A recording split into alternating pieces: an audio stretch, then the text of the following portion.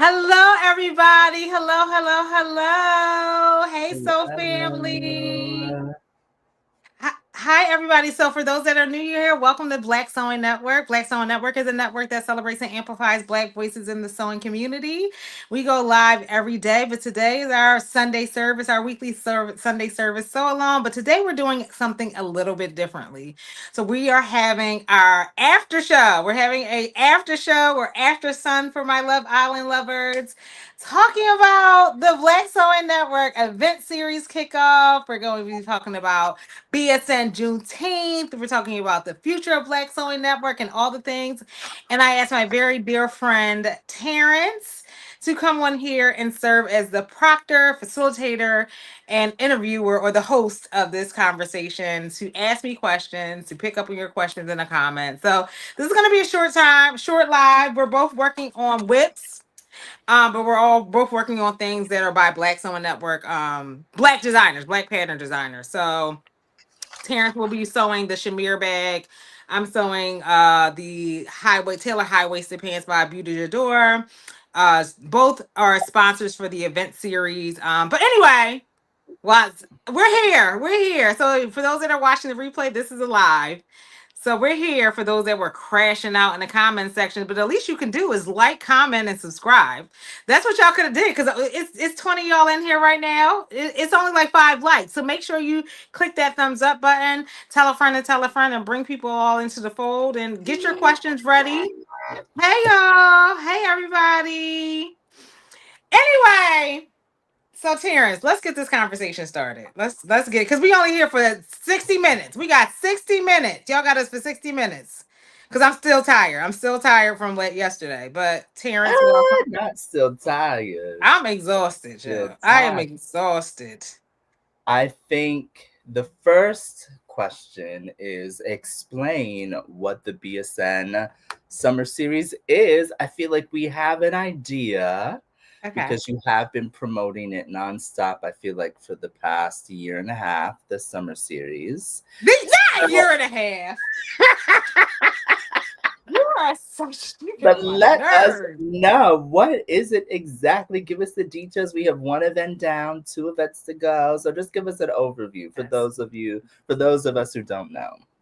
Okay, so hey everybody in the comments. So Black Swan Network Summer Series is basically a series we decided to start this year. So Black Swan Network is a platform that's predominantly digital. We started online, we started on TikTok, as many of you all know, and we do live so longs, but in the digital space. So as a community, we haven't had technically that's not true, but in general, we have not had a an event solely hosted and owned by Black Soul Network. We've done collaborative things with sorority, who we love. We've encouraged people to attend other things like different Frock Tales events, notably those that are led by Black sewers and Black creatives in the community. But we've never had kind of our own event. And this year, I made the decision because I was never been a huge fan of like event planning. But this year, it's a child, it gets so hard every time I say this. But we lost somebody that was special in our community. And I said, you know what? I was very inspired to have in-person events just because I was like, we were supposed to meet this person in person. I never got the chance. And that's like, I regret very little in my life, but I was like, you know what? I don't want that to happen again. So made the decision in late spring to host BSN events. And our first one was yesterday. Our kickoff was officially yesterday. And we had a cookout. So we're having 3 events. And I wanted to do things that are reminiscent or things that we as a culture love. Like we love a good cookout. We love a good cookout, right? So I was like, I want to have a black ass cookout. You know what I mean? But we called it Black and Bougie because the location that I found is very suburban. I was like, oh, this ain't quite cook. I mean, it still was very much cookout coded, but it was very in a very like suburban upper echelon kind of part of Pennsylvania. So I was like, let's call it Black and Bougie barbecue. We played on the alliteration. Hey everybody, welcome in. And then for the July event, we are going to New York. We're having hosting a bus trip to New York, doing fabric shopping. But the sort of black component of that is visiting the Dandy exhibit at the Metropolitan Museum of Art that highlights and celebrates black fashion, black style, black tailoring. And then the last one event is our trap episode, which was inspired. I have to give her credit by Renee of Somo to Be. You know, Renee loves her trap music, y'all. But I said, listen, we taking it back. We're not playing the new stuff. We might have a few Meg and Glorilla and Cardi things in the mix. But for me, a very nostalgic point in like music history was like the 90s and early 2000s. I feel like the music in that time from a hip hop perspective is just unmatched. It's an unmatched part of history because it pulls in a lot of things from historically music from like the Motown era and the sort of Philadelphia sound scene. And then a lot of music today is sampling that music as well. So I feel like it was a good sort of intermediary just for music wise, hip hop, R&B wise, a big part of our culture that we're still talking about today. Anyway, so those are the three events that we decided to have. I know, in the long way of saying, yeah, we having a good old black ass summer series. Just because I wanted to meet folks in person, and I think there was a longing in the community to meet one another in person. And people have been wanting, begging, pleading to meet. Yes. So to Yes. see it come to fruition, how Yeah. did that feel? You know, at first, so yesterday went by so fast. It went by so fast. So honestly, like during the event, I really couldn't take it in. I mean, I was thankful, I was happy, I was appreciative. I had such a great time. The food was good, the vibes were good. And it was a sort of mix of trying to strike balance between making things organic. Like we did have like an agenda planned, so staying organized yet organic was, I think, the balance we were trying to strike. So, I'm still taking it in. I think we had a great time. The venue was great, like I said, and everybody that was supposed to be there was there. Everybody had a good time. And the thing that I was especially pleased with were there were a few people that came alone, and they came alone but they they made friends, they came alone but they weren't lonely, like they were able to commune with folks in the community, get to know one another. They're excited about the future events, and so making people that aren't necessarily like don't know anybody feel comfortable, I feel like really definitely that empowered me and that made me feel really good. How did you make it a welcoming environment for introverts? Um, so the hosting committee, half the hosting committee is introverts.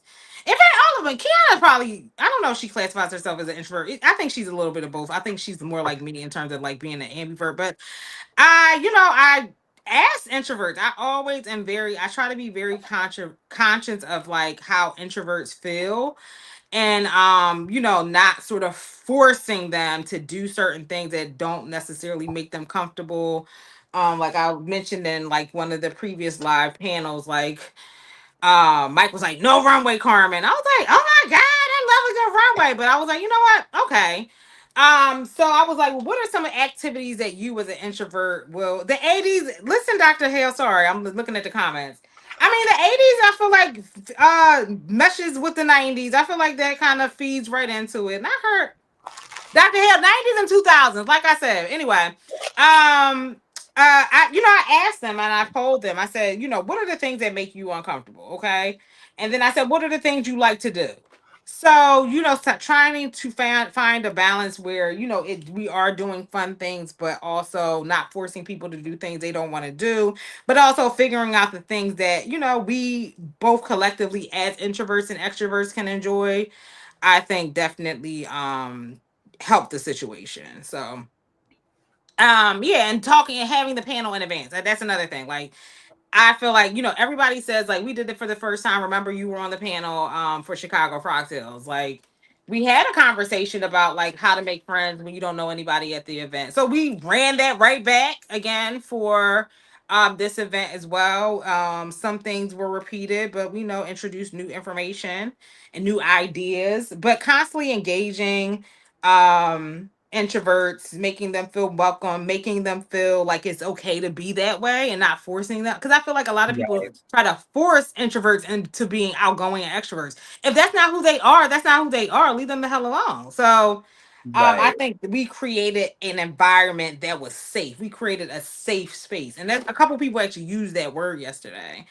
And that I feel like that's the way that we have been effective, and sort of like welcoming introverts into the fold. And I feel like creators in general, a lot of them are introverted in nature. So I'm used to it. And I think that kind of inadvertently has been the messaging of BSN, is that this is a safe space for people. It's kind of morphed into that. Yeah, absolutely. So, Carmen, do you think you're an introvert? A lot of people think I'm extroverted because when you work in corporate America, you're ambitious. You learn to train yourself to be more outgoing and extroverted because that's what they make you feel like you have to do in order to move up the sort of corporate ladder. I don't think I think I'm selective. I'm a selective extrovert. So they call that ambivertism, where I'm super outgoing to people, but my persona here online is very much so me, but at the same time I know that in order to be engaging, in order to be like for people to like gravitate towards you, you have to be a more animated version of yourself in these spaces, right? You right. can't, like, if people that meet me in person, they'll say like, yo Carmen, you're the same, but you're like real chill. Like, yeah, I'm a much more chill person, like if you meet me like in real life, you know what I mean? So not necessarily introverted, like super introverted, but I am a lot more calm and more tame in person, I would say. Hey, Nikki Nurse. Mama Green was the hostess, oh yes, my mom definitely helped. Like my mom and my friends, they came through, and they really because they never met any of y'all, so they were really like pleased to see, like, and they felt like safe having me, like, not belong to y'all, but they were super appreciative of the way that y'all loved on BSN and loved on me. So yeah, my mom and Dr. Jen really kicked it off because Dr. Jen is actually the vice principal at the school my mom taught at towards the end of her career. So they chatted it up for a really long time. So yeah, I think everything came together just really well. Tell us about the details of yesterday. What all was the itinerary? I want to know all the details. Like, what was the food? What Okay. tunes were playing? Did you end up playing any Britney? Like, No we Brittany. need all the No. details. No We need all Brittany the was details. There played. was a No. pattern swap, a fabric swap. Let us know. Or what was on the grill? Let us know the Okay. nitty gritty. What were I people should have brought wearing? What pictures. were the designers, baby? What were the designers that people were wearing? Please, we need to know everything. Okay, little crazy boy. Okay, so we did go in with the agenda, right? So you always kind of, it's cool to like, it's good to go in with a plan, but be flexible in that the plan might not go according to like what you had designed originally, right? So the planning committee met and we were like, okay, y'all, this is how we're going to break up the time. Because again, the time goes really, really fast. So we got there at 12 and we set up. So that was 12 to 2 was our setup time. So that's when, the grill got going, the food got going. Mike, so the swag bags, we didn't get the tote bag till late, so I didn't get to do that in advance. So Mike and Quana were on it and like stuff like all the bags for the event, like which took some time. And so people actually started arriving on time. Like we had, like I was like, black folks, we known to be late. We like to be late. But folks were showing up on time, and so you got to be ready with something. So we started off with like an icebreaker. So I did an icebreaker like bingo game. Probably going to do that again for the trap and so, but it's going to be different questions because I was like, oh no, this is too easy. It's too easy. So and then we had like light bites and stuff for people when they first got there. Mike kind of like started to gather all the patterns and the fabric for the fabric swap and set that up. We had a lot of patterns. I brought like 50 patterns. I was like, get rid of all this shit. Let's go. And so first like hour was like icebreaker, getting to know you, starting to eat like a little bit, snacks or whatever, the sides.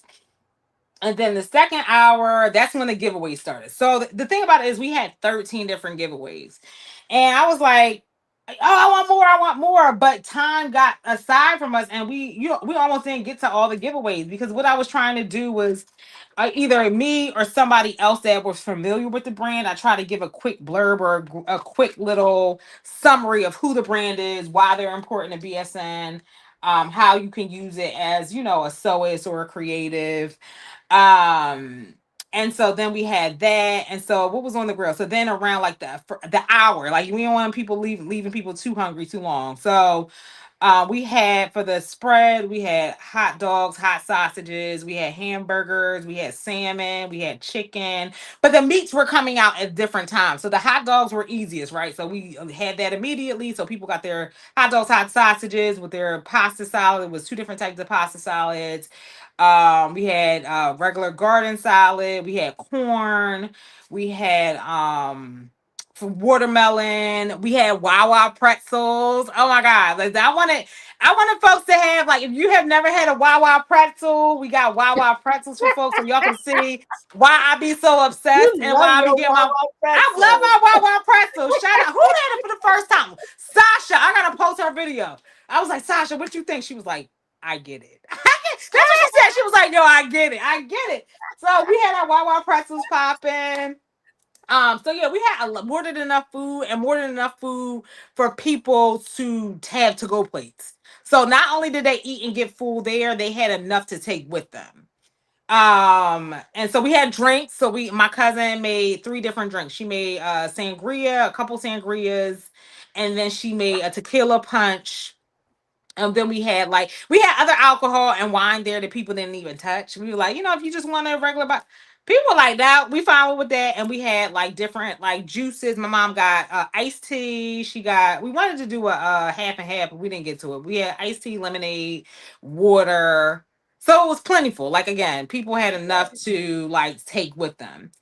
And then so we had Mike bought games, but we were so like engaged like with one another and talking and stuff like that. We really didn't get to like he bought like Jenga, Connect Four. So we were thinking like people could do that.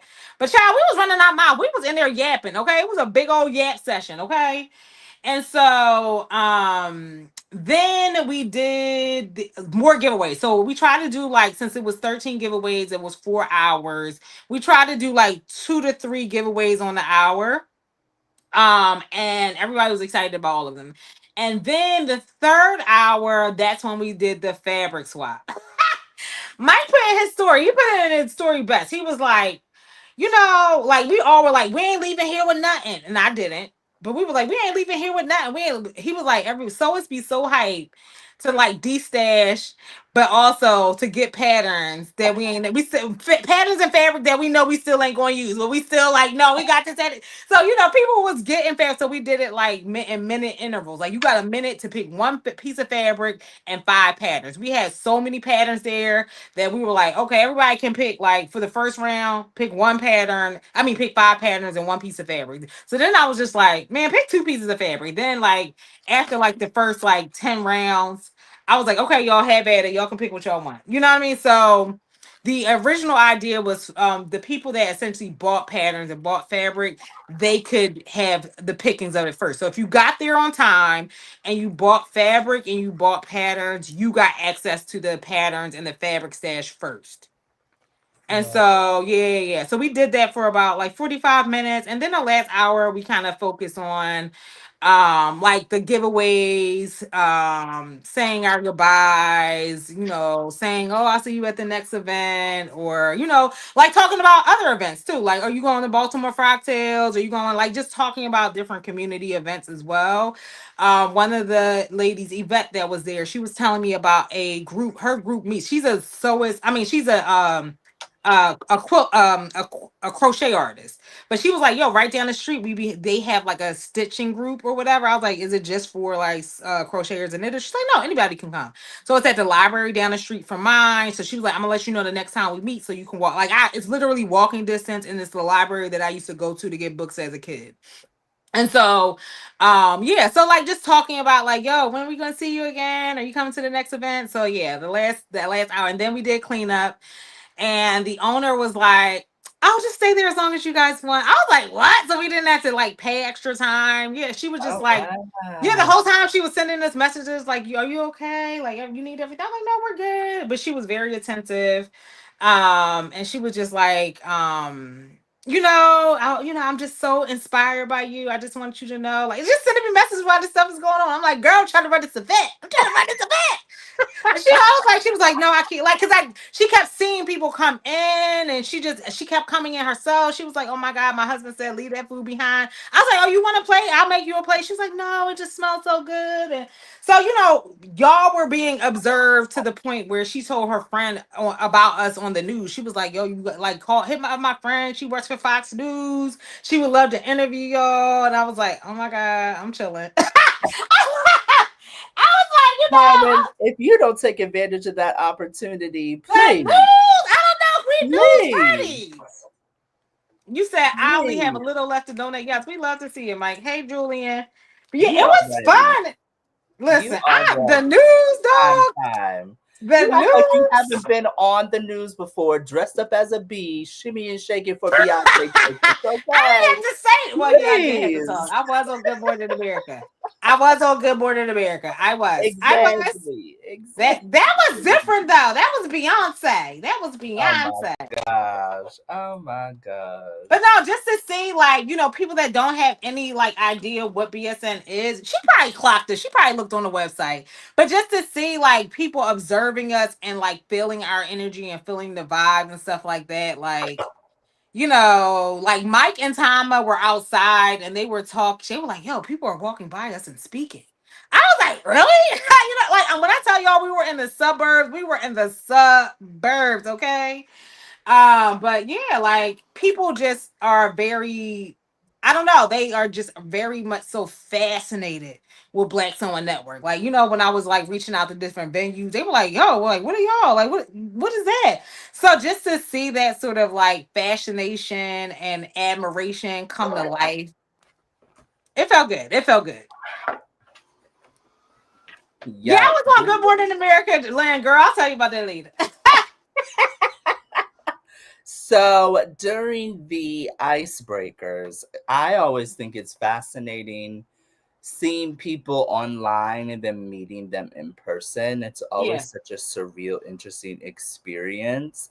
It's always been a pleasant one in my experiences. But was there anyone that when you met them in person and they said an icebreaker, said something interesting or something that you didn't know or something that surprised you or something Yeah. that you're like, I thought I knew that about that person? Any interesting tidbits you learned about people? So I'll say no, not necessarily because the way I designed it, it was like it was more, that's why I said I wanted to make it a little bit more deep for the trap and sew.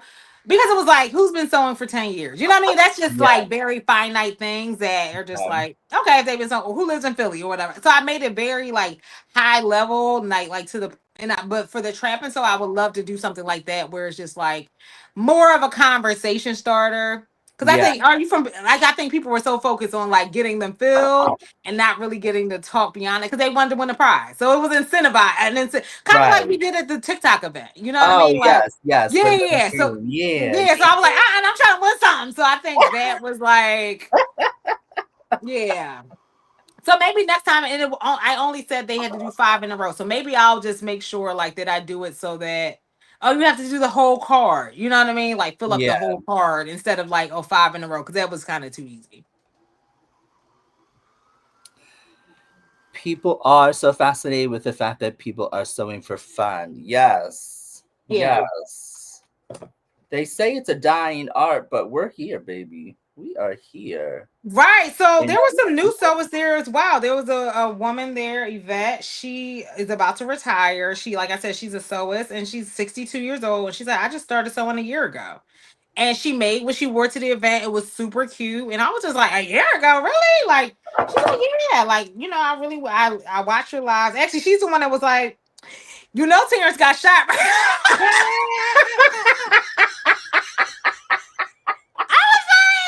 Yes.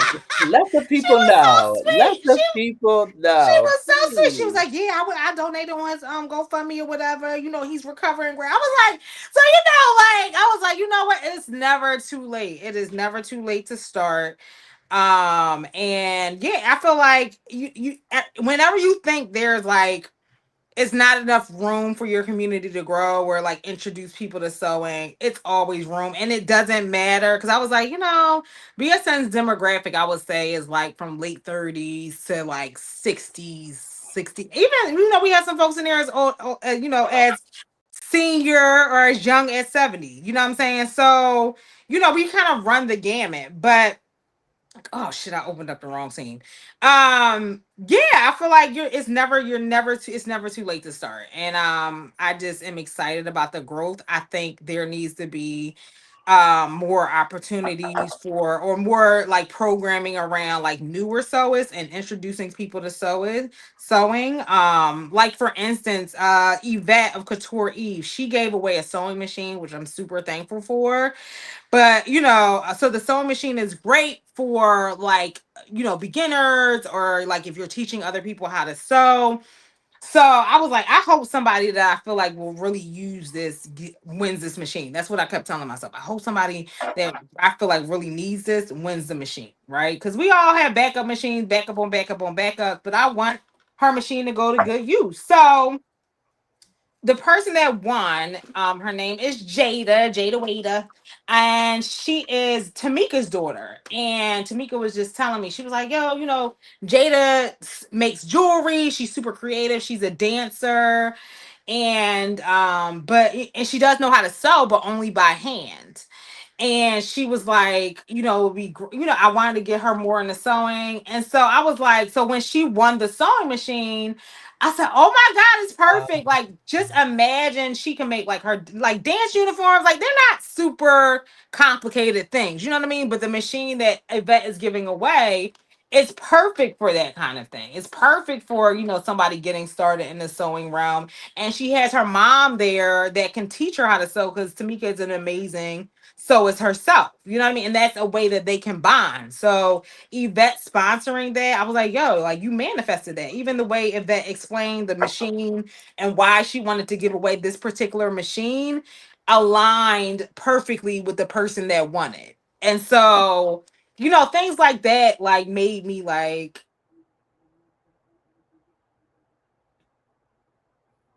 Oh my God. Oh my God. Well,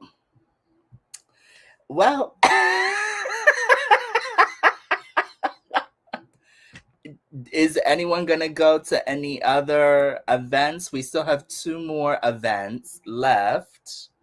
We have the Dandy event in New York. So the itinerary for that is we are leaving from Philly and then going up to New York for the day. I think we'll do some fabric shopping, lunch, and then we'll go to the Dandy event, and then we'll come home, and then that's in July. And then there is the Trap and Sew event in August. And then that is, I mean, Carmen can go into more detail now that she has graciously returned to us. I'll be so annoyed by interruptions. What were you saying? What happened? What I missed? I'll be so annoyed. What Just was happening? left me here by myself. Lord Jesus, honey child. It was a little commercial. Oh my You goodness. So okay, I'm sorry. We missing the event. We missing. I'm sorry. I'm missing all the comments. Okay, Sarah, what were you saying? How catch me up? Well, I was asking people if they were going to go to any other of the two events.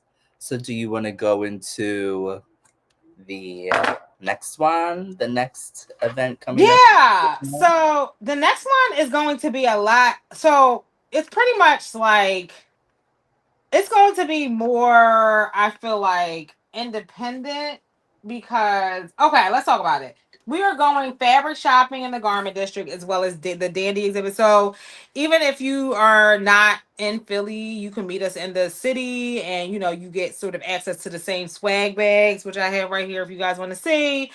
and inner, like, sort of inner city transportation, like from the garment district to the Met Museum, and then back to the train station. So yeah, we're going fabric shopping in the garment district. We have a list of like different stores, so we're gonna have like a scavenger hunt for that, right? To make it more engaging and interactive, we're gonna have a scavenger hunt of different things that we want you to find in the garment district. We're gonna have Joshi there serving as a guide for people that aren't necessarily comfortable with going around the garment district by themselves. We're going to go to the Black Dandy exhibit at the Metropolitan Museum of Art. And I asked Will, like, so I did request for a tour guide, but they said that part of the museum is so popular they can't do it. So it's going to be like self-guided tour. So I'm gonna try to go up there in advance to kind of get the lay of the land and like create like scavenger hunt questions. I talked to Will about it, and I was like, "Do you think we should do like a tour in any part, like get somebody to do a tour of any other part of the city of the other museum?" Will said no, like the Dandy exhibit, you'll be enamored and you'll want to be in there the whole time. Like, so, I'm gonna take his sort of like advice, and I'm going to also go up there myself to check it out in advance. So yeah, it'll be, the bus trip, fabric shopping in the district, no fabric and notion buying. So a lot of times when I go to the fashion district for the garment district for is more notions. So I buy like a lot of like my zippers, I might go get some I have a coat that I actually want to get a buttonhole put on. So there's a spot there that, if you want to get like your buttonholes done, hopefully they're open on the weekend. I can get that done, and just a few other things. So I have like kind of what I want to do, but it's like kind of more independent. You kind of do what you want, but also will provide guidance, and like, this is when you need to meet us for the bus. This is where you need to, the time that we're leaving from this location. So yeah, New York is gonna be chill. It's gonna be a good time, and of course, you all get the same, like a swag bag, a different version of the swag bag we gave out before. And yeah. Did I answer all your questions? I'm Do trying to see your you comments. have, because I love, love, love fabric shopping in New York. Yeah, It is so much fun and one of my favorite places to go fabric shopping, if not my favorite place to go fabric shopping. And I know everyone gets really enamored with Mood, and it's really exciting because Mood is iconic, and it's, basically three stories and millions of choices of fabric. But I want to encourage people to go to Mood, experience it, grab some fabric if you want, but definitely, definitely shop the other fabric stores that are in the garment district, because you will find some amazing gems at some amazing prices. Like, I really want to encourage people to explore. Don't spend all your time at Mood, because there are fabric stores there that will have stuff that you have only dreamed of, and it'll be like $5 a yard. You know what I mean? yeah, So that yeah. would be my one piece of advice. Do you have any advice or any recommendations for people who maybe they're going to the garment district for the first time shopping? Stores that you would definitely recommend, whether it's for fabric or notions and trims. I know everyone loves specific trimming. Uh, Yeah, and I also think it's really important to support those small businesses, because a lot of them are going out of business and a lot of them yeah, cannot afford to stay open, yeah. and we see what's been happening with small businesses and Joanne's. So I think it's really important to support those smaller businesses and not Mood. But that's a whole tangent for another day. What are your recommendations for fabric shopping in NYC? Yeah, and I only go to move for the bathroom, but that's another conversation for another day. Yeah, I agree. I echo the same sentiments. Go with a plan. So what I'm definitely going to try to do is, because mood. So here's the thing with mood. Like, if you want something like super, like they do have designer fabrics. Okay, so if that's what you're trying to spend your money on, I would say okay, go to mood, whatever. But like stuff like, for instance, I went through an era of being obsessed with neoprene, right? Mood sells neoprene for a good $20 a yard. You can go right down the street and get it for $10 a yard. You know what I mean? Well, that was last year's price, and you know the price probably went up, but you know what I mean. But you can get literally for the hat. Mood sells trimming. They sell rib knit, right? Mood sells rib knit for about like let's say a yard for about $15. You can go to Pacific Trimming and get it for like $7. You know what I mean? So understanding like Mood is a sort of their brand is what allows them to kind of sell stuff for more, but also understanding like, okay, if you want trimming, these are the stores you because there's other M&J closed, but there's other trim shops. There's also an applique shop that I love to go to where a lot of the girlies that play carnival go. You know what I mean? So I forgot what that one is called. But yeah, there's other things in that space. A lot has changed. Like before I used to be able to say, oh yeah, go to this place, da, da, da, da. But also like a lot of the places like you said are gone. We're also like it's Saturday, so there'll still be a significant amount of places that are open, but also there won't be as there a lot of those shop owners are Jewish, so they're closed on Saturday like Kashi. But Favorite store. I know Kashi's amazing, but we have to do things when people people be working 9 to 5, so we got to do Right. stuff for when people are available. So I would have loved to go on a Friday, but it's still a decent, like I said, a decent amount of stores that are open. So, kind of, my goal before the trip is to create a succinct guide of where they should go if they're looking for notions, fabrics, different types of fabrics. Like, if you want to get spandex, you can go to spandex. No, it's closed on Saturday. M&J is closed. Yes, they've been closed. So yes, why if you want zippers, go to YKK. So different kind of places to go if you want certain things. So creating like a succinct guide is my goal. And so the way that I want to do it is going up there in advance. So I can't go up next weekend because I'm going to Beyonce, but maybe like the weekend after that. Shit, when is Baltimore Frog Sales? I might have to go during the week. I might have to go during the week. So yeah, figuring that out. Um, and so it helps people navigate it when they're in the city is what I plan on doing in advance. And also, I would not go into it with the idea that the fabric stores are all going to look like Joanne Fabrics, where everything is really Yeah. organized, everything has a barcode, everything is neat. Some of these fabric stores, it's going to be chaos. You are going to walk in and it's going to look like a bomb went off, and you're going to have to dig and root. But don't be afraid to ask questions. Don't be afraid to ask for help. Ask if they have specific things. I mean, there are some stores that are really, really nice. Like there is this like a complete spandex store, Yeah. um, where all they sell is like knit spandex, and it's everything from activewear, sports lycra, velvet. Like they have everything, and it's all knit. Um, Anything that you could ever imagine. So that's really organized. And like R&J Fabrics, where I get my really specialty beaded tulle fabric. It's like 30, 40, sometimes $300 a yard fabric there. That's really nice and organized. So it all it all depends. But yeah, go in with an open mind. So yes, M&J Trimming is still open. It's closing its retail M&J Trimming. It's closing its retail store. M&J Trimming is closing its retail store after nearly 90 years in business, according to the company. They are holding a store-wide sale with substantial discounts to clear out their inventory. It is if it's not already closed. I thought it was closed, but if it's not already closed, it's definitely closing. Um, Next question, Terrance. Hello, hello, hello.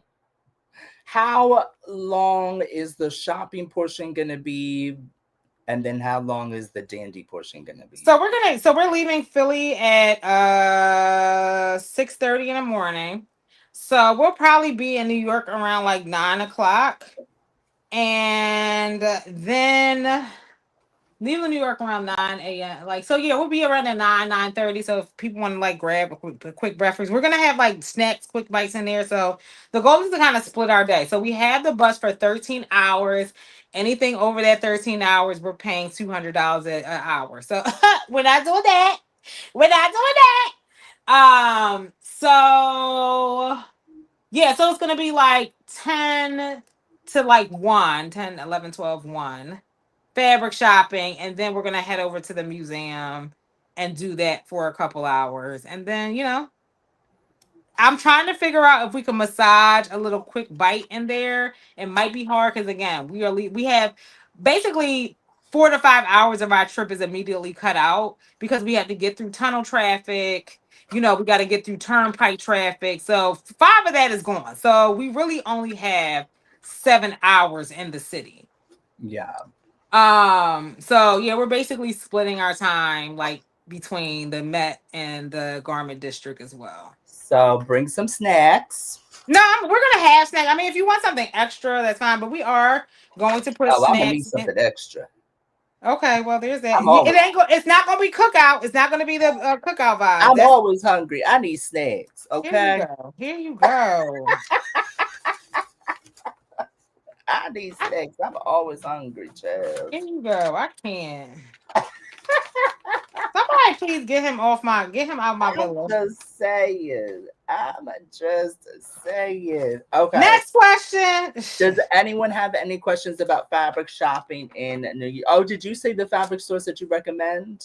So Pacific Mike came up with a Premium? list. Mike came up with a list. Mike, who's on the planning committee, Daddy Dress Me, he did put together like a list of spots or whatever. So it's between fabrics and like notion stores. So I think it's like 10 different stores on there. You can't get through 10 stores in that amount of time. So, use your time wisely. That's why I said I want to kind of like provide additional information for folks that are Yeah, interested.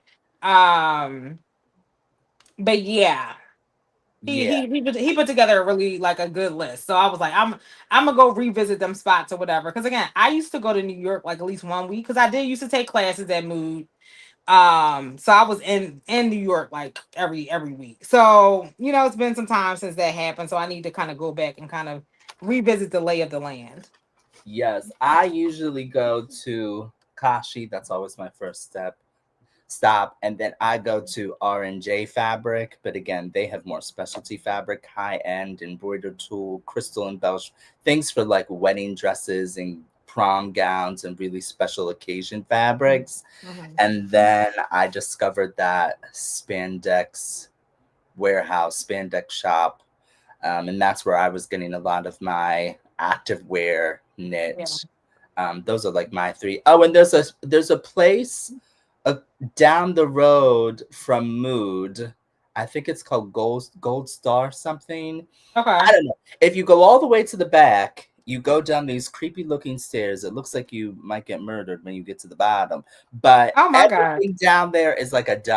It's like on sale for $1. It looks like a creepy basement, but they have good stuff in there too. So Oh my gosh. lots of stuff. It's the reality of the situation. Go with a buddy. Don't go alone. Oh my God.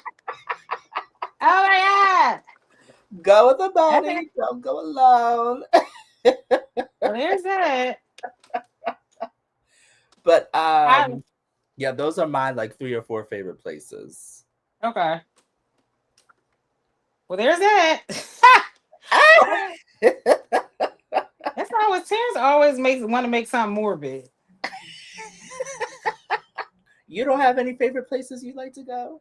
Yeah, my favorite spot. That's why I said I probably need to go back because my favorite spot closed. Remember the spot that I was going to where I got like um what did I get from there?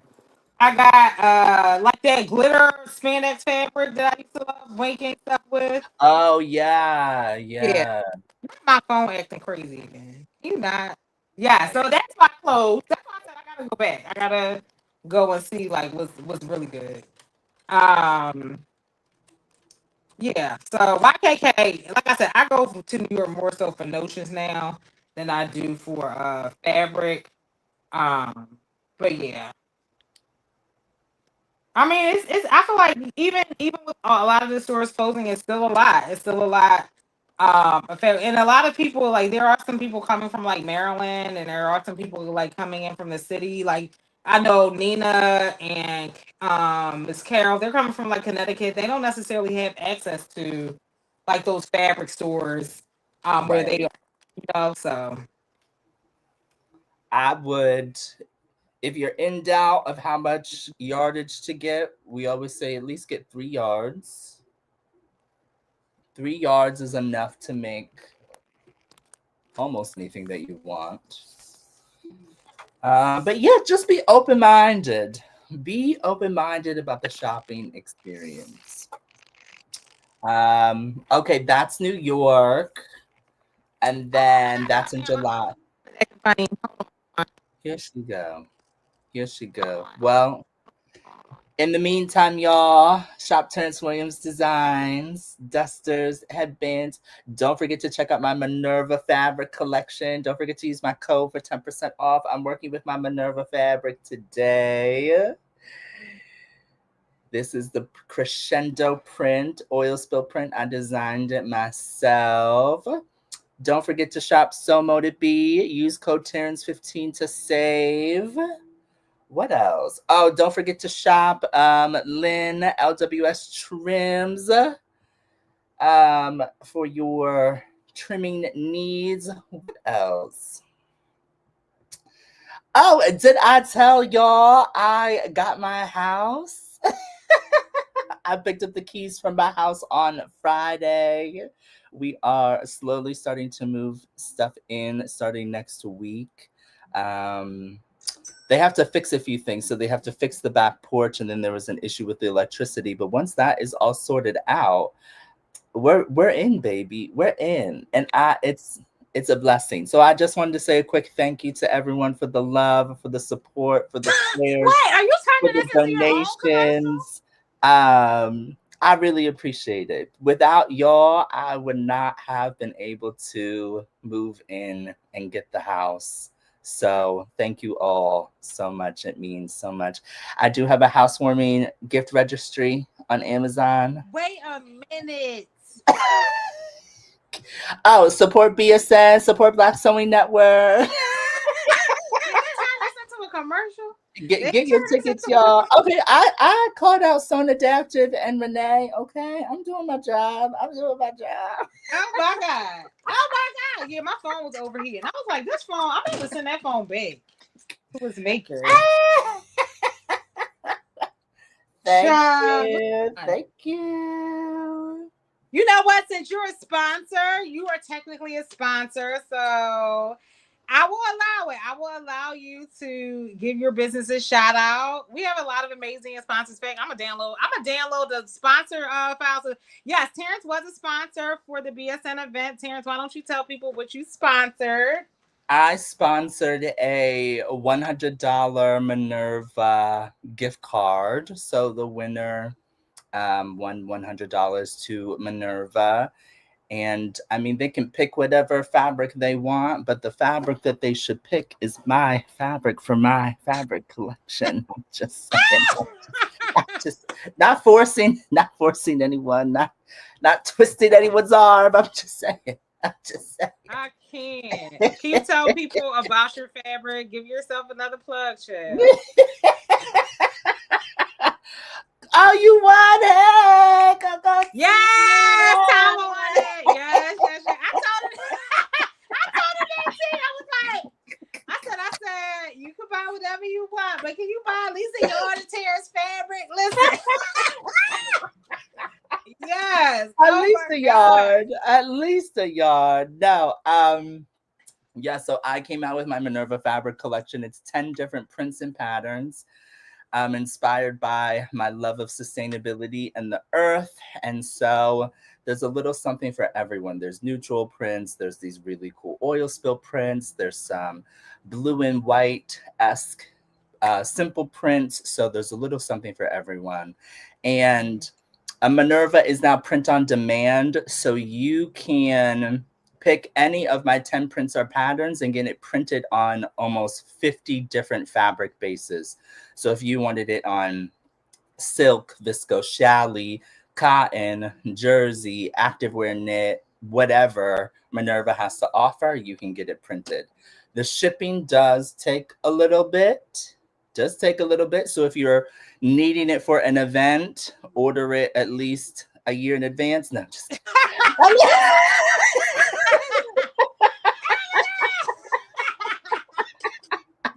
What? Give it like I don't know, a month. Give it like a month, 4 to 5 weeks for it to ship.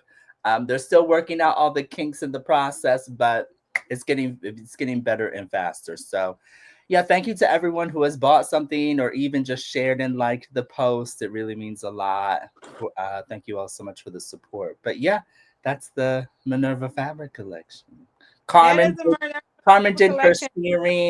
her series the past 4 weeks. She's made something each week with my fabric, and everything has turned out stunning. I cannot wait until she finally posts all the pictures. That's his way of saying, bitch, post my stuff. Post my stuff. Listen, I'm getting there. I'm working on it now. Listen, I'm done everything. This is the last. Well, I need to make a top for this, but we're getting there. We're plugging away. At least I'm finishing it. He's so annoying. But can we give a shout out to all the sponsors, y'all? Can we get a shout out to all the sponsors for the event? Oh my God. And we're growing. And Big Bad, they have a new logo. I'm gonna change that. Laura, I forgot to put the new one on the flyer, but that will be updated on the website as well. But these are all our incredible sponsors. We're so thankful to them. So Renee, Son Adaptive, Jamie, So Created by Jamie, Big Mad, Sorority Weird, Styles by Joshi, Aviano Bags and Beauty Jador, Fresh Prince Inc., Patterns by D, Eliso, Terrance, Zesty Couture, Studio Q. That's Kiana's brand that she's launching her bag. J Desiree Studio, Blue Cup Shop. Blue Cup Shop is also a great one. I want to give a quick plug. Because if you need to start printing out your stuff, your AO file, definitely support Black owned. Shout out to Blue Cup Shop, Couture Eves Designs, as well as Metler Threads, and the list is growing. We're still in talks with some other brands. So yeah, what we love to see it. Thank you to all our sponsors. We couldn't do it without you guys, and you guys have definitely helped to make our event a success. Okay. Next, hold on. Where we at? We at 52. Dang, this discussion has been going really well. Okay, we already at 50 an hour, and I We ain't do nothing. had we had the last event. What do you want to say about the Oh, the last trap and event. stuff? I think most people are really, really, really excited about the trap and stuff. Yeah, Like, Trap and Show is gonna be lit. It's gonna out be of all 3 events, I think people are most looking forward to the trap and so. Why do you think that is? because we love music. We love a good vibe. We love a good we love a good time. And I feel like, my mom was a music teacher for those that may or may not know. And I feel like everything in life has a score to it. When I mean a score, like a musical sort of backdrop. Like whenever I think of things like in my life, I think about like a song immediately comes to mind. And, I come from the era in the days where we used to dance at parties. Like, if you went to a party and your hair wasn't messed up when you left, that party was whack.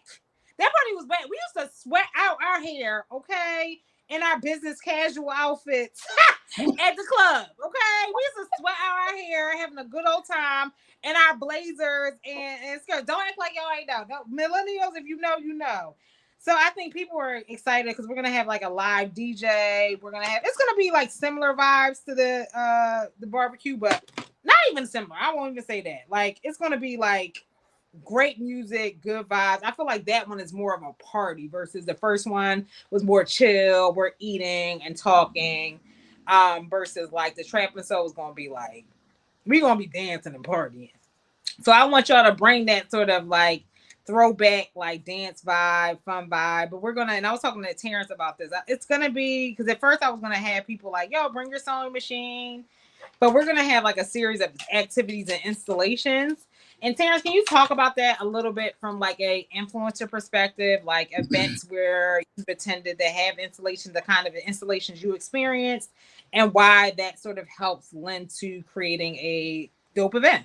Yeah, so as a content creator and influencer, I get invited to quite a few different brand events. And at these brand events, obviously they're promoting a product, whether it's a lotion or a fragrance.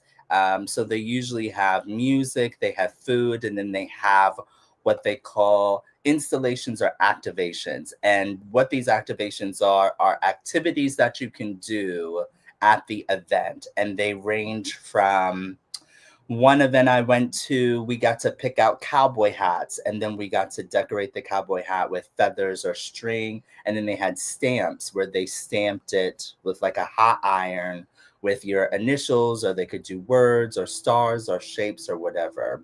Other activations that I've gone to, you can get tooth gems. So they did a gem on your tooth. Um, I went to a perfume launch and they actually engraved our perfume bottles with our name and then rubbed over it with gold. Other activations I've gone to, they've embroidered hoodies for us with our name. They've done caricatures. They gave us flower arrangements that we got to design. So it comes with the event. You don't have to pay anything extra, but they're really cool stuff, kind of just a thank you for being there, talking about the brand, promoting the brand. They're just really fun activities that you can do while you mingle and talk and meet the owner of the brand and get to know other people and other content creators and influencers. So they're really fun. They're really fun. I have not met an activation that I did not like and didn't take something home. As Carmen said, something coming home with me. So I'm going home with Mm-hmm. I'm something. here with something. Maybe two. Listen, I'm leaving here with something for sure. For sure. Like, I don't know. Like, I don't know. My what is it called? My love language is acts of service, and I love giving gifts. But also probably in my everyday life because I ain't rich, like yet I ain't rich yet. But I feel like my love language is definitely like acts of service and gift. And I just feel like I want people to leave there with like feeling like, so for instance, with the event yesterday, right? Because I don't know about y'all, but I be getting pissed when I don't win like a raffle. But a raffle is like something that you get by chance, right? Like you Right. aren't guaranteed that, right? So it was important to me where possible, where it's like, you know what, you may not win this, but you get something for this brand. For instance, like with Lynn gave away $100 gift card. She can't give $100 gift card to every person at that event, but the big giveaway was $100, but everybody else got $10 to her brand. You know what I mean? Which can go a long way on Lynn's site. And then like Yeah. Grace, for instance, she gave away a $50 gift card. But Grace is also giving away a free pattern, like the pants pattern we made last week. If you want that, that's your opportunity to get that if you attended the event. Or like you're like, okay, Thomas, she won my $100 gift card, but I'm giving, a 10% off gift. Well, it's not you giving it, but you know what I mean? You have that 10% off, Yeah. promotion where people can save on Minerva fabric if they want. So I feel like, I definitely, wanted people to feel like, you know what, even though I didn't win a big gift, I feel like I left with like a great So, swag bag that was incredible. And if the brands that I want to support that I've always wanted to sort of patronize or use their stuff, I can still like, get a discounted like rate for that. You know what I mean? So yeah. so I mean, man, you're everyone agreement. wins. You said what? Everyone wins. Everyone wins. Everyone wins. So Like, if and someone wants to be a sponsor, do they still have time? huh? If someone wants to be a sponsor, in addition to the ones that you already have, do they still have time? Are you still looking for sponsors? And how would they go about that? So at first I wanted all the sponsors, right? I'm gonna be honest. I wanted all the sponsors. I was like, yes, give me all the sponsors or whatever. Um, Um, I am, I am, but the challenge is the effort that I put towards like promoting my sponsors. I do a lot, and I put a lot of pressure on myself, even though it's not necessarily their expectation. So I'm trying to find the balance because I want to like make sure everybody makes a little something something. You know what I mean? Like, Yeah. so I'm talking about them every day. I'm using their patterns. Like, for yesterday I wore the dress and the fabric. The fabric and the trim that I got was from a sponsor. You know what I mean? I'm making something from Nikki, who was a sponsor. So I'm like trying to be very intentional about the sponsorship relationship and reciprocation that you know even though again that's not their expectation. You know what I mean? That's not their expectation. It's just something that I like to do because I feel like I've created a reputation in the community of being a great marketer, being somebody that builds and helps people grow their platform. And I want to maintain that, but I also don't want to stretch myself too thin. But if somebody wants to be a donor, that would be amazing. If somebody wants to like buy raffle tickets to the swag bag, that would be amazing. Um, but yeah, I'm looking for them. But going forward, I want the rest of the remaining sponsors.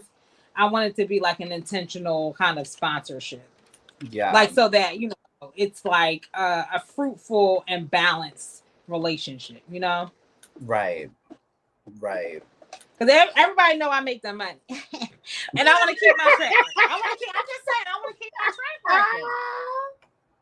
I'm just saying. Yeah. I want to keep my track. Like that's an amazing track record to have. I'm just saying. It is. It is.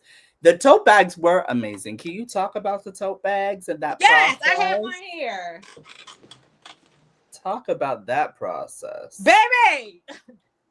Okay. Okay. So the tote bags are huge. They're massive. Okay. So we have three different tote bag designs. Well, the design is the same. The colors are different. So Renee of SoulMotiveLLC.com. I met with her. Actually, we did it on live. We all designed it on live. We were all talking about like, okay, what size do you want the tote bag? What are the different design elements? So I was like, I want one to be black, one to be green. The original fabric that we got for this though was terrible.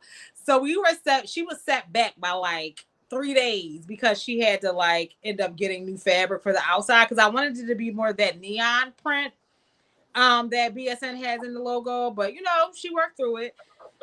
So it has a front slip pocket with the BSN emblem on it. This is actually in two pieces. I know you can't really see it, but she has like a bottom piece as well because we're going to be color blocking the third one. But she didn't want to make three different patterns for it. So it is fully interface. So it has a nice structure. Okay, it has webbing details. So originally we were gonna just do the webbing at the top. You know what I mean? Just like add the webbing, but I was like, no, take it down. So it like meets at the bottom of where the sort of bag splits. And I also wanted it to be big enough for people to be able to fit their journal in it. So we gave out these BSN journals. Oh, wow. So yeah, it can fit in the front pocket or a Kindle. I was like, I wanted to be like a tote for like a library tote for readers, just like more elevated. So it has a slip pocket on the outside, two slip pockets on the inside. And the other slip pocket, I was like, where are people going to keep their pens? Yes, we were very thoughtful and intentional about this design. So there's a part of the bag where you can actually put a pen. Where's that? Hold on, y'all. It's in here. Child is black. Hold on, girl. Do you need glasses? Anyway, it's in here somewhere. Hold on. But anyway, Renee, you forgot to put the pen thing in my bag. Either way, most people's bag come with a little pen slot. Hold on, girl. Either way, it's two slip pockets. They're big. Throw your pen in there. And then it's also a recessed zipper. So she was like, what color zipper do you want? So I decided to kind of make a color block moment where it's a black zipper, and then with a green tab. So you can kind of just sticker the tab inside. And then what I also love about it is the top stitching on the inside. So it gives it like, even though it's subtle but pop. Like she could have made it black, but I was like, no, like let it pop. Let it pop. It's on the smaller pocket. Hold on. I know I saw it earlier. I know I'm tripping. Oh, there we go. There we go, y'all. There we Yeah, go. leave So it to it has a Carmen. place for the pen. It's black, so you can't really see it. But there's a Leave it slot to where you can Carmen. put your pen. Because Renee's a reader. I'm an audiobook girly, but I be carrying like my iPad. And if it's an iPad and if it's an iPad, do I have my iPad over here? I don't. So anyway, it has a lot of nice elements. So people have been asking, will this be available for sale? There are 3 ways that you can get this bag, right? In general, no. No, we're not doing like a heavy restock, but I do have a few extra, and I'm again going through this purging phase in my life. I want to get rid of all this shit. Not shit, but you know what I mean? I want to get rid of stuff. So we have a raffle giveaway. You can go to shop.blacksewingnetwork.com, enter into the raffle. I was actually going to do a raffle today. I'm gonna do it this week. And then there's another way is if you go to Baltimore Frock Tales. So I am going to donate one of the swag bags with all the content to Baltimore Frock Tales. So they're going to get everything that's in it now. So Baltimore Frock Tales is getting one. And then I have like 3 left. So I'm not the third option is only going to be the tote. I'm not doing all the swag and all the stuff in that's in it. I'm gonna kind of like separate it, chop it up. So I have a few extra t-shirts that I can sell. The journals, the tumblers, they're all going to be sold separately just because I'm trying to raise funds for the rest of the event. Like the bus alone costs $3,000. I'll keep it real with y'all. Like the bus alone by itself costs $3,000. So I'm like, events ain't cheap.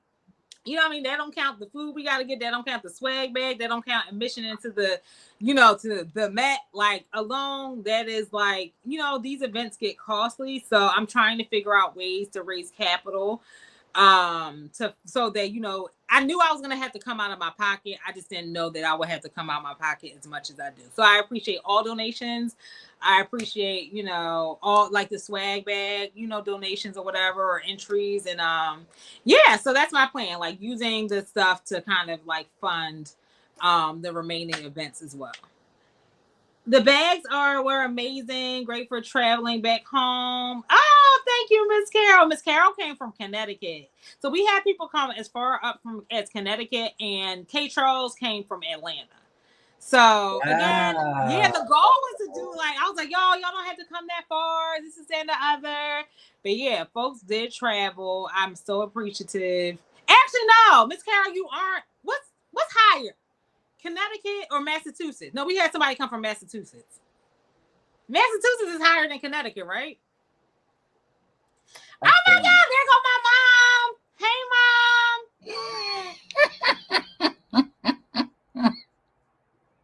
Oh, mom.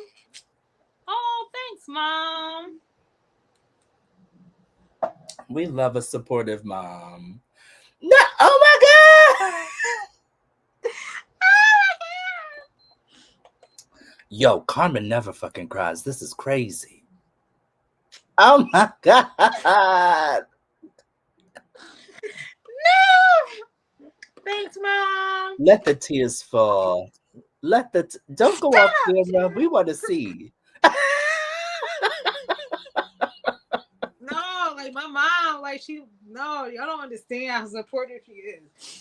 Most like boomer parents, they do not fuck with that. They be like, girl, go get a real job. Like, you know what I mean? Like my mom is Oh, so supportive of Black Tone Network and me. And, I just remember when I quit my job, I was like, Mom, I can't do this no more. She was like, you know what? I wish I did that, had the guts to do that, or at least take a sabbatical. Like she worked for the school system for all those years, and she's really allowing me to like explore, find out like what I'm really passionate about, and support my dreams. So no, oh my God, mommy, go somewhere, mom.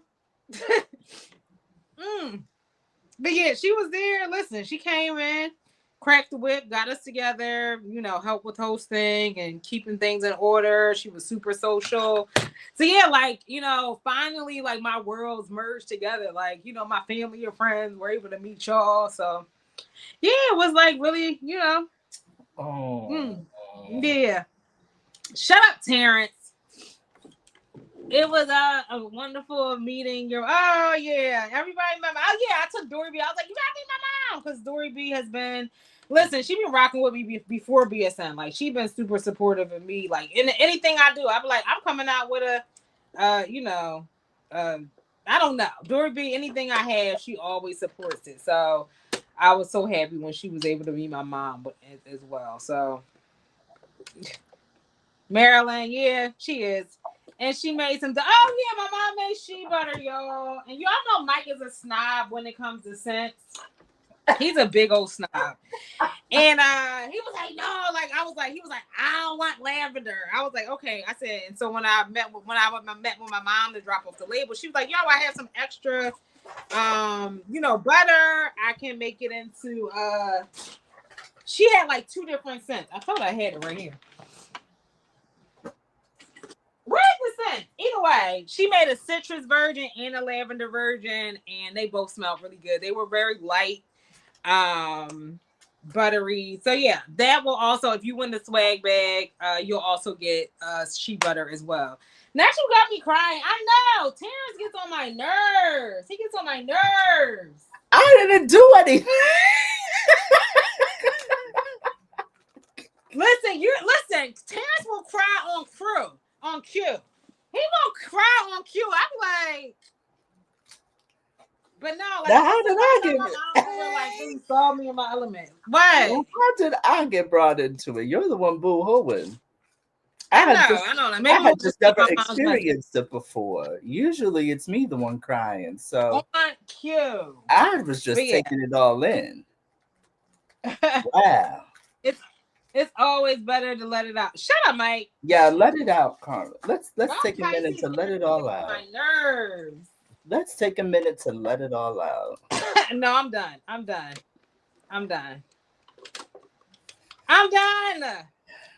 Ain't no more tears. We thugs. All right, next question. Lord Jesus, honey child. Okay.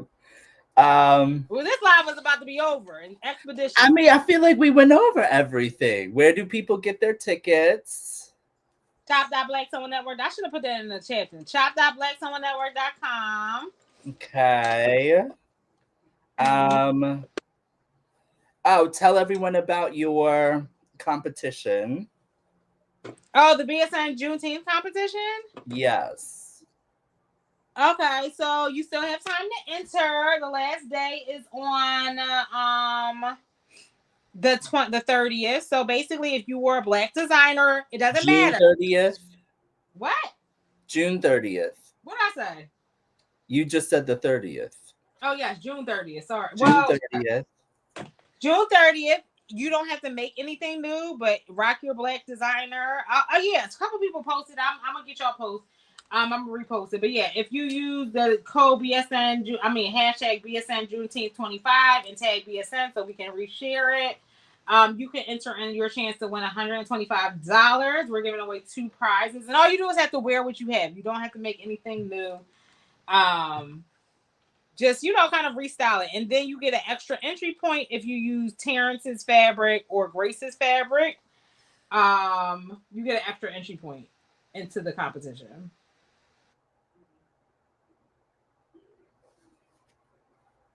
Hello? What are you saying? I didn't say anything.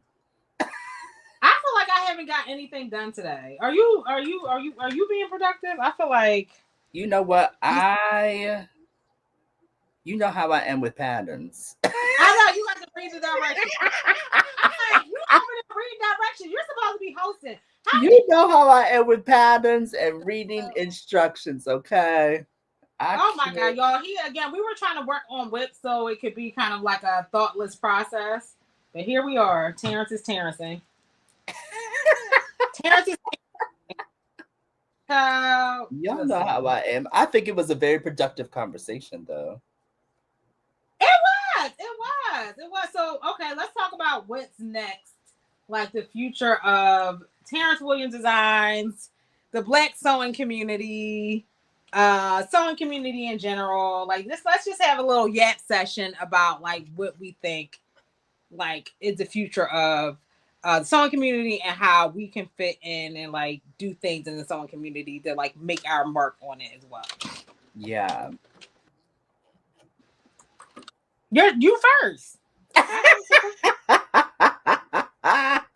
Well, I am always going to advocate for human rights and sustainability, and I really want to lean into that more, even more so than I already have. I think my last, if I remember correctly, because 5% of my sales from my business, Terrance Williams Designs, go to removing carbon from the atmosphere and sustainability efforts. And I think last time I checked, we had raised over $12,000. So I really want to do more, really want to do more advocacy, um, especially things that are happening with our current administration and everything going on. I really want to be more vocal and advocate for um, refugees, asylum seekers, immigrants in this country. So definitely, I think leaning into my advocacy more through sewing. I know people say that sewing isn't political, but it definitely is. And it's a political statement with our fashion, with our art. And so, y'all know me, I'm very outspoken, very vocal about my stuff. So, definitely going to continue to do that as far as business wise. Um, and then as far as encouraging the community, just keep trying to be a voice of representation, really speaking to people who want to learn how to sew and inviting them into the fold. I think that the sewing community can be very judgmental, especially people who have been doing it for a while. You have to have the best machine and the best needles and the best scissors, and you have to do things a certain way. But I want people to know that they can come as they are with whatever machine they have, and they can join us and have it be a really great experience, a learning experience. So kind of dismantling that. And then I am a Bernina ambassador. So, really, for the rest of the year, leaning into my Bernina ambassador role, teaching people all about the B790 Pro and the other machines that are in the line. Um, because I see other ambassadors, Julian's getting flown out. Julian is the face of the company. I need Yeah. to be following in his shoes, okay? I need to be his protege. So, You said fly me out, Bernina. Fly me out. let me out, please. Please. So, yeah, that's what I have going on for me. That's what I'm focusing on, and that's what I'm excited about. Okay. And what about you? So, you know, in honor of my mom, her first name is Esther, I think that BSN should transition or elevate into the four pillars, the four E's as I like to call it. Experience, entertainment, education, and equity in the sewing space, right? And so what I mean by that is, creating not only online but in-person experiences, right? Entertaining the folks like we already do. Like, you know what I mean? Like people need quality positive entertainment, right? Because listen, who really watches TV anymore? You know what I'm saying? Y'all be watching us. Y'all be watching us. So like just continue to create programming that brings awareness, brings sort of like adds a certain like element or je ne sais quoi and a level of appealing to sewing. Like, like how Project Runway, remember how we used to be excited to see Project Runway, like race Yeah, to our TV, like people be racing to see at Love Island. I want not necessarily a Project Runway type setup, but I want people to get that level of excitement that about fervor, sewing. that excitement. Yeah, Right. Like Project Runway made me want to learn how to sew. That is one of the contributive factors to make me want to like I had home ec, but in terms of me wanting to like relearn sewing, Project Runway had a huge impact on that. So I would love to huge. create programming that generates that level of excitement about not Terrance. Brittany want to know if you have a Bernina discount code. I don't have a discount code, but I do have a rebate card that so you can get money back when you buy a machine. Look at that, Brittany. Look at that. So yes, entertainment. So we have in-person experiences, whether digitally or in person, entertainment. So I would love to do like not a scripted show, but I would love to do like a BSN, like a legitimate BSN show, And I've kind of spoke about that, and I think people thought I was playing. Um, but yeah, I would love to like produce a BSN, like a legit BSN like show. And then education. So we've kind of like dipped our foot into the like sewing, like the courses. Like Auntie Carol taught a course, like an intensive. She taught an intensive.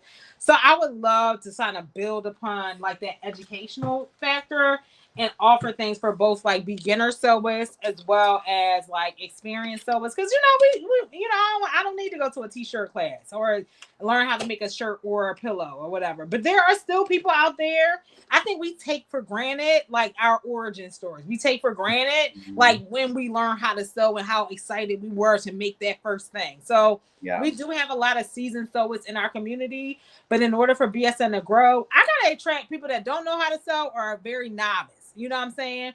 So giving like different levels of courses from my very first clutch, my very first skirt to advanced things like, she did with the corsets or whatever.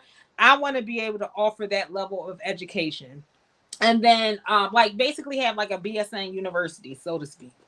But like also make it experiential, like experiential, like while providing an experience. So whether that comes through in the form of a retreat or a conference, we'll figure that out in the future. And then lastly is equity, right? Equity in the sewing community, right? So I've told Terrance about this and a few others. I would love to have like a council of different facets within the sewing community that where representation is lacking. And I've talked to a few of y'all about this. Like I talked to you, I've talked to Lynn, talked to a few other people about this, about having different components, right? Where we all come together. Yes, we have BSN, but BSN, and we're a very inclusive environment, but I know my main sort of like objective and mission of BSN is sort of amplifying Black creators, even though we have amazing allies.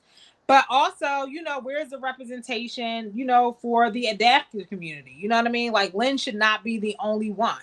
Where's the represent like plus size, sort of representation and advocacy? Yeah, there are people in the community that do advocate for it, but I'm like, you know what? It's one thing to like try to like continuing to try to get a seat at certain tables or whatever and scream out to these brands like, oh my God, why don't y'all think about us when y'all are designing this, is and the other? And I'm not saying it's not right, but I'm on like my Tyler Perry shit. Like, no, you gotta build your own table. You gotta make your own shit. You know what I'm saying? Like, so having that sort of like, voice and advocating for that. So yeah, like, Black designers, POC designers, adaptive designers, plus size designers. Cause I feel like when what you see, like, you want to see yourself represented. And so I can't do it all. I can't, as much as I want to advocate and speak for, everybody, I can't. But if we can all come together and then say, okay, get together as a council, as a group, and say, all right, what you need, like what you working on, okay, how can we each support each other, and then go back to our respective communities and do the damn thing and cross promote. I feel like that is essentially how you'll generate more equity in this space. So, that's going to take some work. That's definitely not on the 2025 plan, but I would love to have like a sewing community equity council. And so that's the, four pillars. So again, experience, entertainment, education, and an equity council are like what my ultimate goals are for BSN within the next 2 to 3 years. That's beautiful. That is Okay. very And beautiful. we can't forget about the gays. People be gay. People be gay. Listen, no, because no, you always talk about like, and not even that, but like even menswear. So Mike just asked, like, yo, how can we get more men to the event or whatever? First of all, I think men need to put aside that sewing is just for women. And, more, but also there are not no shade. If I was a man and I saw kind of landscape with the patterns that are offered for men, I was like, it ain't nothing here for me. It's not. It's a woman, and there's nothing wrong with it because we don't have much as women. I'm just saying, but like having designs and dope designs for women, I mean for men in the sewing space that can fit y'all nuts. That would be a Yeah. great thing to see, like something different for men, because I think they are yearning for it, and I feel like we can be more inclusive and incorporate things that will be attractive to men. And maybe I can find a little man. I can find a little man. I'm just saying. Like, no, that ain't the goal here. That ain't the goal. Ah, But no, for real, like, men don't come because like they don't feel like you. Yeah, we have like our go hards or whatever, like Mike and you and Will and Joshy and Julian. But there are very few men in the space, and I think there is again, I can't do it all, but I feel like there is a huge opportunity for men in this space. And they're out there. They're out there, but they do not like sew with patterns and shit. Like they be kind of like doing their own thing. So yeah, finding the men's to recruit to the community, I think is another thing. But I don't even know how to even start.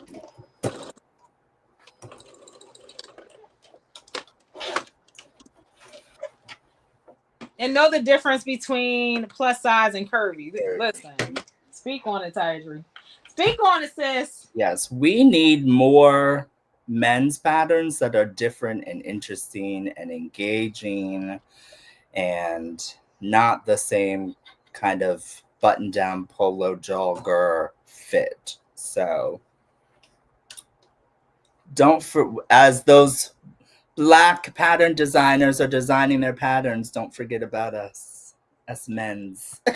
Right. And no shade. I'm never designing a men's pattern. I feel like the men need to step it out there. I feel like the men need, like, I'm just like, okay, that's fine. And I feel like there are some unisex opportunities, like, a few people coming out with, like, Lynn has her bomber out. Like, of course, if you're into bags, you can make, like, bags by Renee. Right. And it doesn't necessarily just have to be a men's pattern. We love unisex over here. We love a Like unisex. what, though? Like what?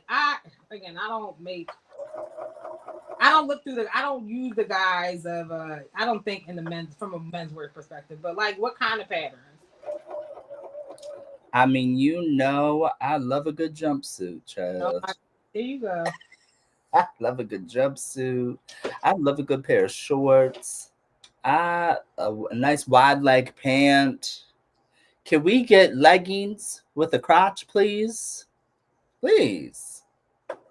You know who's good though? Like Happily Dressed. He does some cute stuff. I think he brings a different sort of perspective. Brandon, yes, Um, if you're really into denim and tailoring, Brandon brings a different aspect to it for sure. Julian with his vintage, yes, yes. yes, Julian does have. He's supposed to be doing a sew along on the 6th. So yes, Julian will be launching his.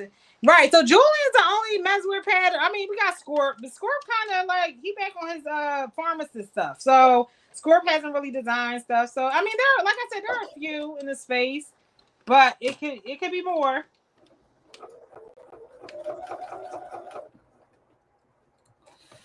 Maybe I Norris have has. to step up and do it, Chad. Listen, I'm about to say that's why I say you keep complaining. You keep complaining. Maybe I have to I'm step just up saying. and do it, Chad. I'm just saying.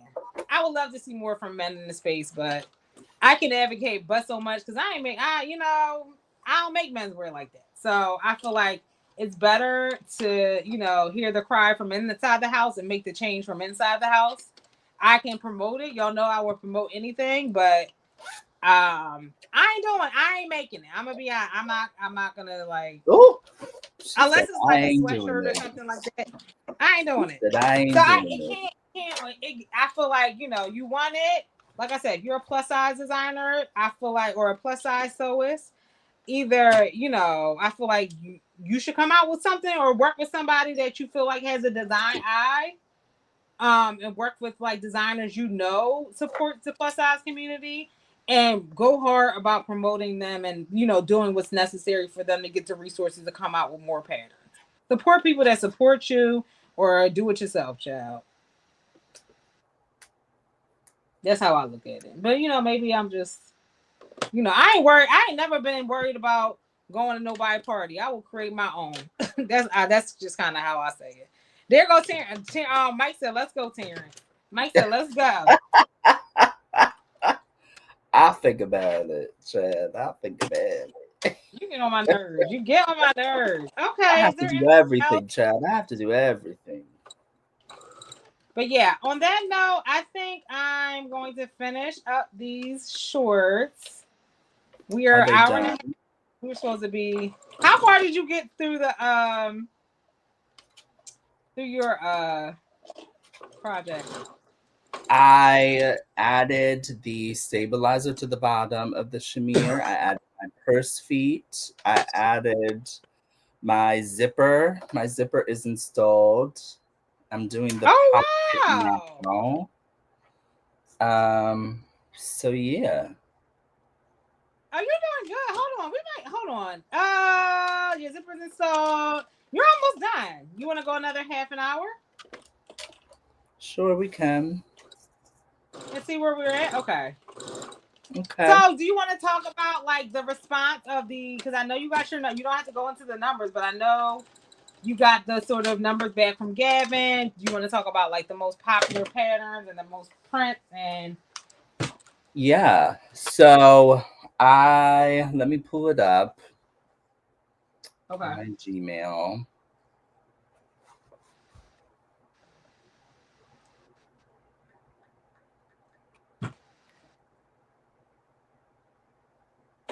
I like a panel. Hold on. Okay, while Terrance pulls that up, Shamira said, I like a panel on small pattern designers because is it lucrative? Oh, that's a good question.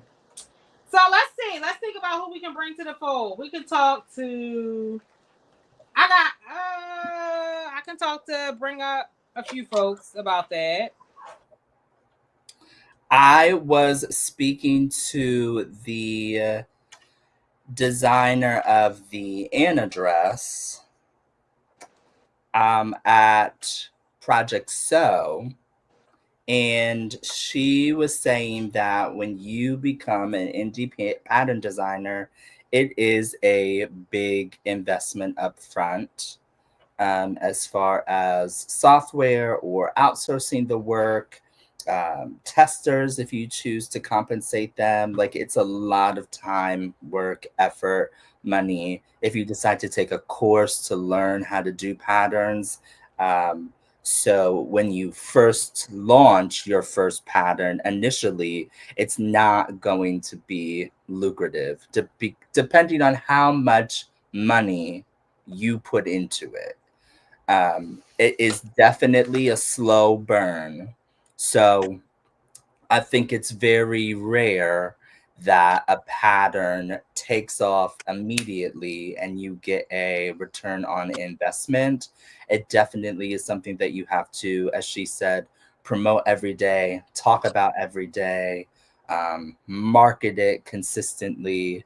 So, like with anything, it does take time to turn a profit, but it eventually becomes something that once it's out there and it's evergreen and you can make money literally in your sleep.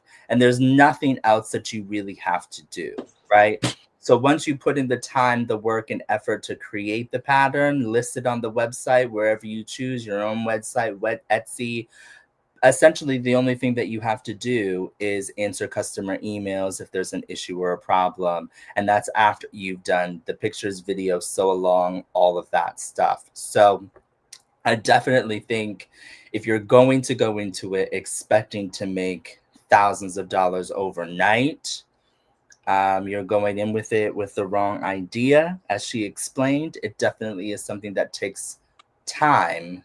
Um, but once a pattern takes off, and then there you go. So, Real quick, do you ever do this? I know on Etsy, I know we do it because I've done it with Terrance. Etsy tells you how many sales a person has.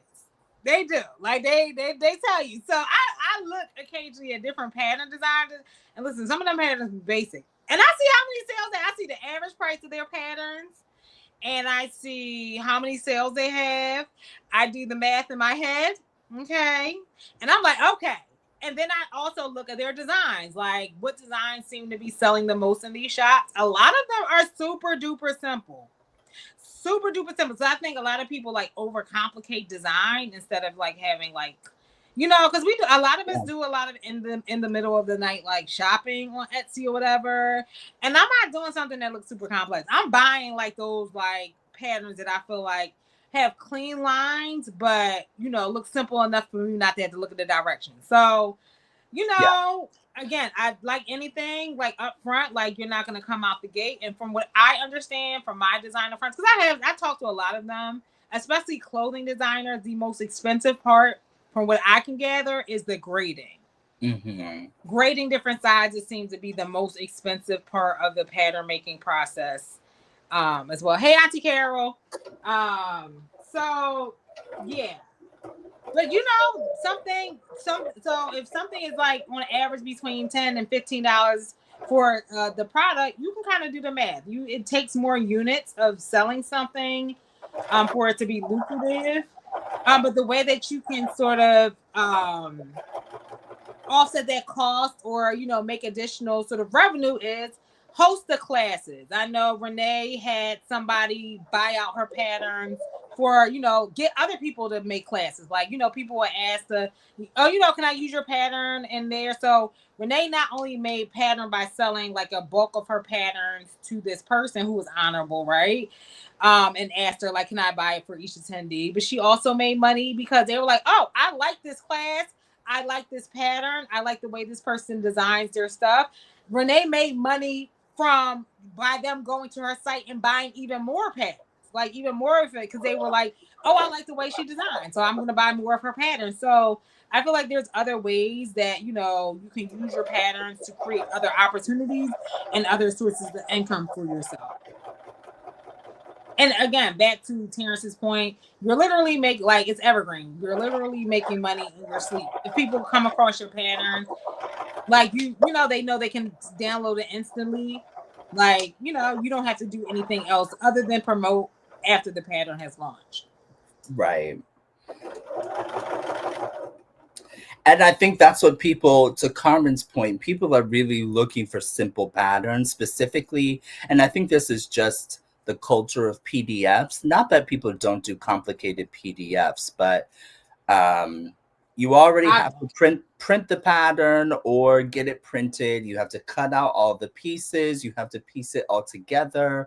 So people are looking for patterns that are easier, not a lot of pages, not a lot of pattern pieces. Because there just are those extra steps in putting it together. So, I mean, when Carmen was looking, the patterns that sold the most were things like circle skirts and tank tops. And Like, we be like, what? You know what I mean? yeah, Like, again, taking for granted that we're seasoned sewers. I think sometimes as seasoned sewers, we could get really pompous.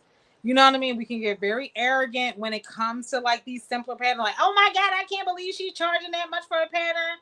Maybe these patterns cost a lot to get developed. You know what I mean? And like, God forbid they want to recoup their money.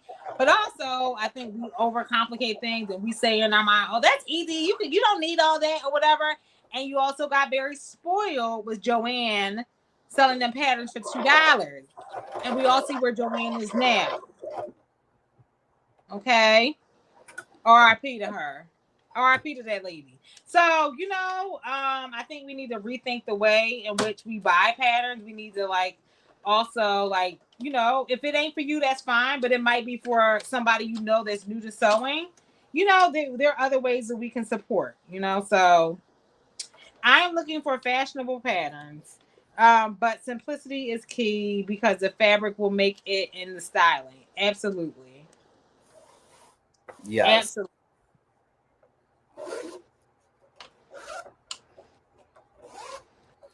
Always looking for stylish patterns. Absolutely. So Terrance has sworn off certain patterns and said he is in his full indie bag. So do you feel like we're all going to have to go the indie pattern route in the future? Like, what are your thoughts on that? I think that um no, not everyone is going to go the indie route because some people would rather support a brutal dictatorship than to help the common folk. Some people would rather still support simplicity and the simplicity kin than to at least mostly transition to indie designers, which, no judgment. It's everyone's decision. But um again, your dollar has power. Your dollar is a vote. And I understand that it's enticing when you can get patterns for $2.99 on sale, the same patterns that were in the dumpsters at the back of Joann's, the same patterns that were taking 2 months to ship out, the same patterns that are not size inclusive, the same patterns that don't feature people of color on the pattern envelopes or in the marketing. So some people are going to stick with their simplicity. That's their choice. I have decided to slowly transition to indie and use the patterns that are in my stash. I'm not buying anything new simplicity. That's just me. I have seen the way that people at that company run and operate, and I cannot, in good faith and good conscience, keep purchasing. And I think it is a little sad and a little hypocritical for some people to complain about the system, but then keep buying into the system and not do anything to help change it. And what you can do to help change it is stop supporting it. But some people are not ready for that conversation. Well, there's that. What about the projector people? What do you think the projector, the future of projector sewing? I'm actually, while I am not ready to necessarily like adopt it, I think it's a great like I admire people that are pursuant of projector sewing because I do think it's a sustainable option and a different way of doing sewing or approaching sewing. I think it's would be great even for like the newbies because people are like I just don't want to learn something new. But for those that don't know how to sew, if that's the way they start off learning, I don't think that's a horrible thing, and it's also a very sustainable option. Like no paper, you're literally just kind of like cutting out straight to the fabric. I'm excited to see what people do. I'm just not ready to adopt it, but I do think it's a step in the right direction. And eventually, I hope to get to a place where I use it. I'm just not there today. But I don't, like I said, I see very like snarly comments about it online. And I'm like, y'all are about to be dinosaurs. Like, if you don't evolve, you dissolve. So say all paper patterns go away tomorrow. And they're just like, I'm never using an indie pattern. I never don't like say that shit goes away. You know what I mean? And we've seen in recent times that, that is very well a possibility. Hopefully it's not, but it is very well a possibility that commercial patterns will no longer be available. What you gonna do then? I mean, you could sew that them thousands of patterns you already have in your stash for sure, because a lot of y'all don't even be sewing them. Or, if they go away completely, what are you going to do if you want access to different designs and new designs? So I just wouldn't be so hasty to say what you're not going to try, what you're not going to do, and just evolve with the times. That's what I'll say. I think this year has shown that this is the year of pivot. I think that is a key word, pivoting. And I wish more people would just be willing to pivot and try new things, try something new. And believe me, last year, the year before, I was not going to print out a PDF pattern to save my life. I Mm-hmm. wasn't. I was not. But I first did it with Beauty J'adore's Chandler, and then I did it with Renee's Shamir, and then I did it with Grace's Wide Leg Pant, and I am officially on the train of PDF patterns. It was not as hard or difficult as I thought it was. So Yeah.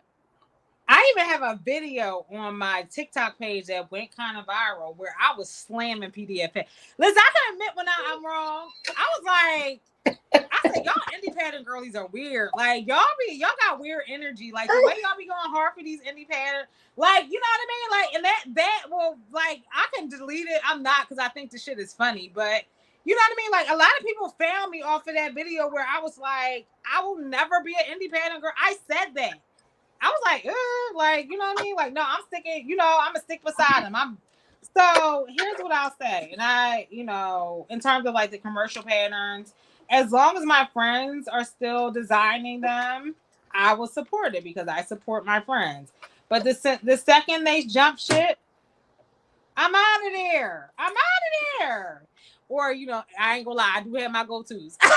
Like if my 7999 gets destroyed, I will buy that again.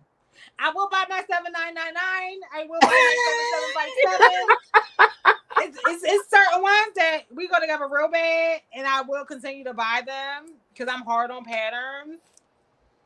But let me get them on PDF. If I can get them on PDF, it's over. It's over. But yeah, as long as that's my sort of caveat to I ain't buying them patterns, except I do have an exception rule for my sort of right. 799 will always be in rotation.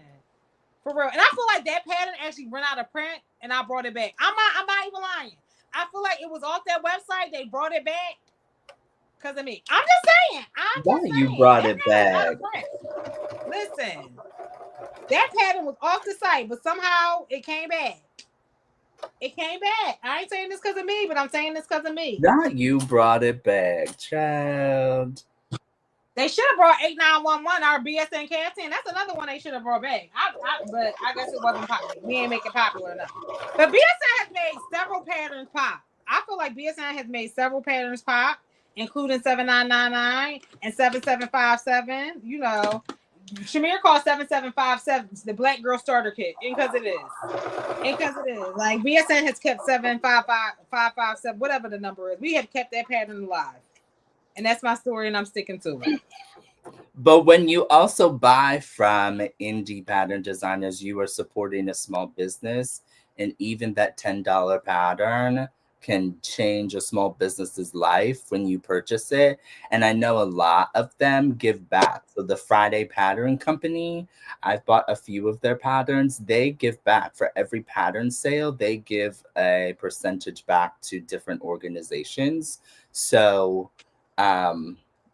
yeah, not only are you helping small businesses thrive, but you're also giving back to communities as well. So just something to think about. Also, so what do you feel about the sentiment? Like everybody feels like indie pattern companies oftentimes just come out with like tint. What? What do you think about the sentiment? Like when people are like, yo, I would love to support an indie designer, but I feel like they mainly come out with like their designs are like tent dresses. Like I want more than just a tent dress option for my indie pattern design. I don't know. I feel like it depends on who you're shopping with. I feel like Wardrobe by Me, they have a ton of different patterns from menswear, women's wear, kids, accessories. Friday Pattern Company, they have a cute little cord set that I bought. They have a belt bag. They have button down shirts. They have the saltwater slip dress that I'm obsessed with. So there's a lot of variety. Yeah. I think we can still talk about what's the Russian one? Vicky So's and Vicky Grasser. So's. Vicky So's is, I would still consider Vicky So's. They're getting pretty big, but they're still indie. Yeah.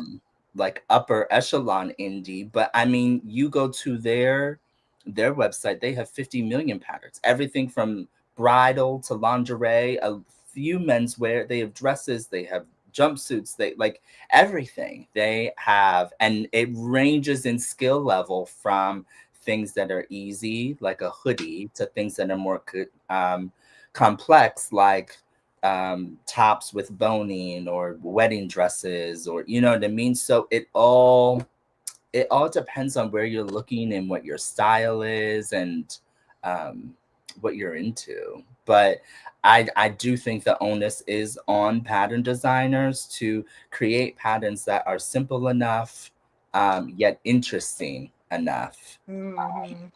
that will catch people's attention. Mood does have free patterns. I've never actually used a free Mood pattern. Yeah, they do. I wouldn't buy their fabric, but I would try their patterns. I heard their instructions are not the best though. Have you ever They're sewn not, but a Mood if you know how pattern? to sew, they get the job done.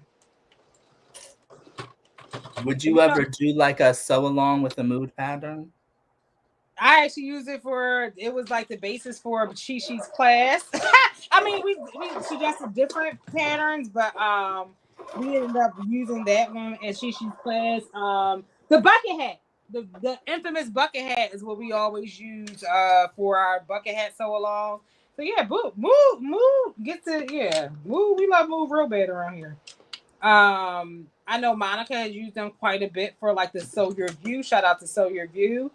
So long. So yeah, you that's another thing. There's free options as well. Y'all like $2.99. There's also free options. So um yeah, like their move patterns is cool. They're cool. Do I use them often?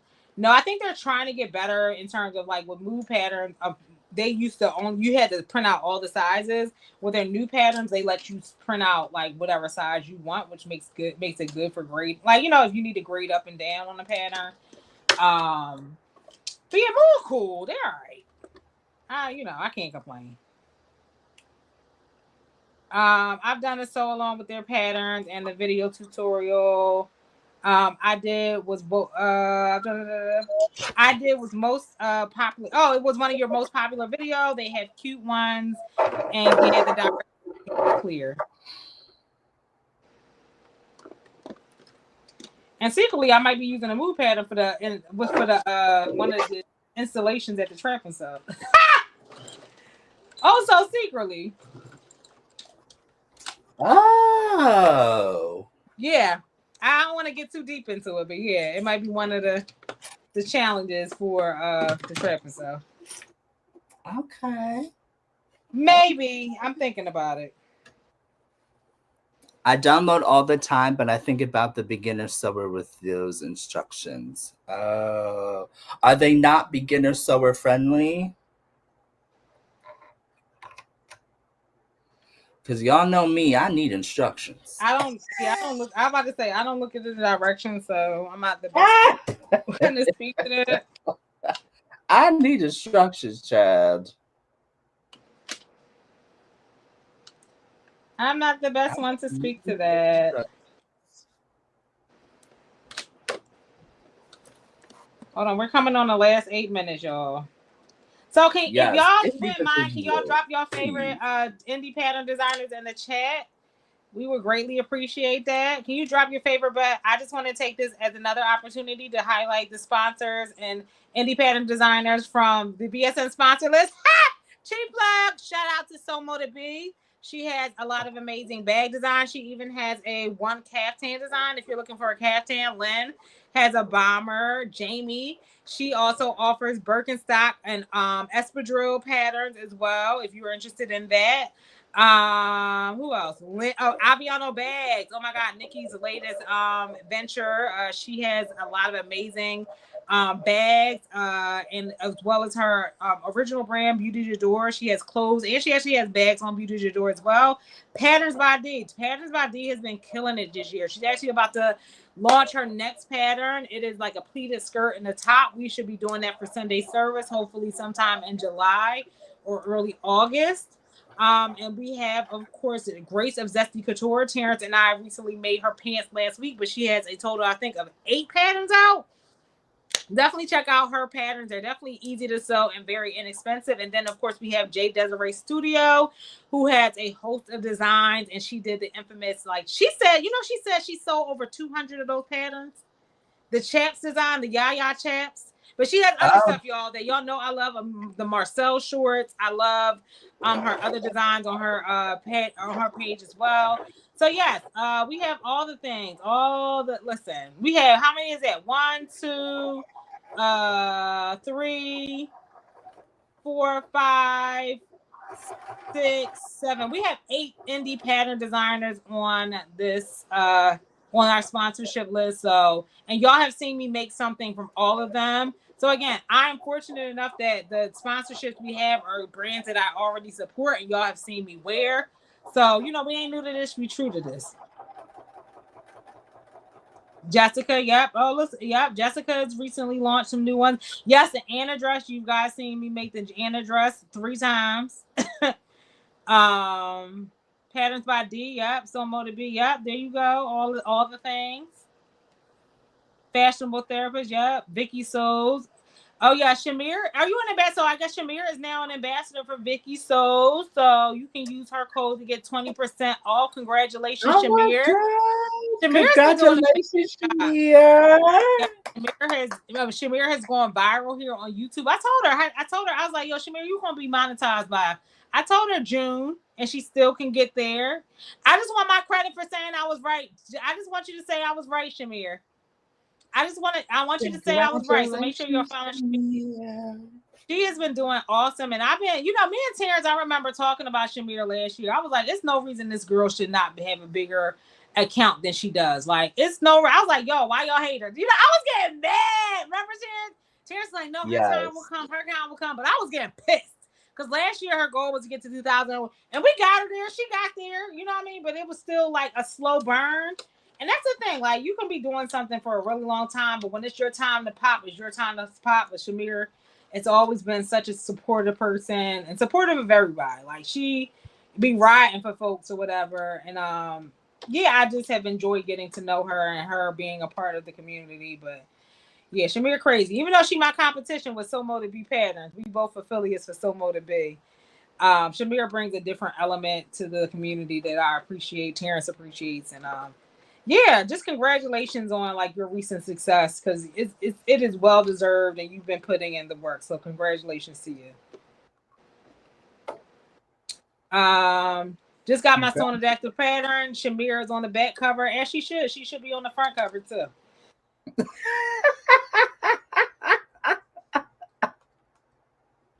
I'm just saying. I'm just saying. Say no. I'm just saying. Do they get a Say no. Oh commission no, with? Janisha's on the front cover. Janisha looks great too. Janisha looks great too. Do Congratulations, they Janisha. get a commission with the Vicky So's code? I think so. Shamir said start getting all in her business. Shamir, I you get a commission? I need to know. Terrance said if you want to have him following the Russian that don't follow other people, you better let him know. You know Right. Terrance don't really forward to Vicky Souls like that. I love Vicky Souls. I don't care. She ain't never got to follow me. Just free patterns? Okay. Oh, wait. Well, in that case, Vicky Souls count your days. Pay your people. Pay your Right. people. Right. Not Vicky Souls. Not they don't give you free. Sorry, ma'am. That's why they only get one pattern. They be like, y'all ain't about to be around here sharing patterns.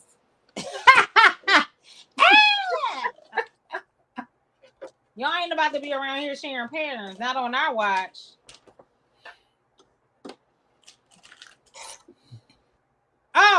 Monica said, speak for yourself. I get commission. Oh, okay. Well, Oh, how can we get to that level, Monica? oh, Monica, she's been part of their ambassador program for a long time now. Maybe oh. they changed stuff. Well, I Well, need them to change that. Monica well. said, I get a commission. Okay. How's your stuff coming, T? Good. So I'm attaching the lining Listen, we pieces. awkward. Sorry, Shamir. I'll show Maybe you what I'm working with when I finish this. okay.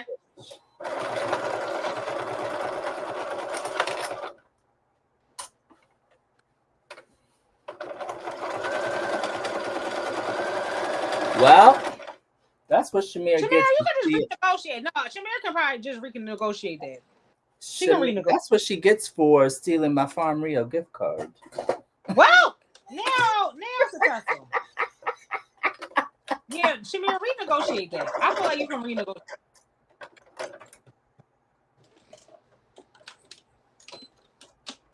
Now we got a jam.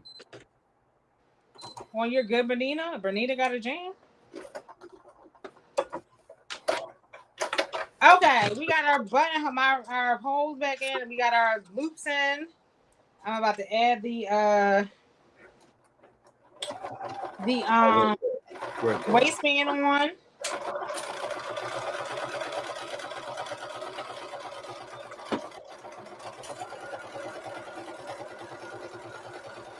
I think she needs a little bit of oil. She's Okay. dry. My machine.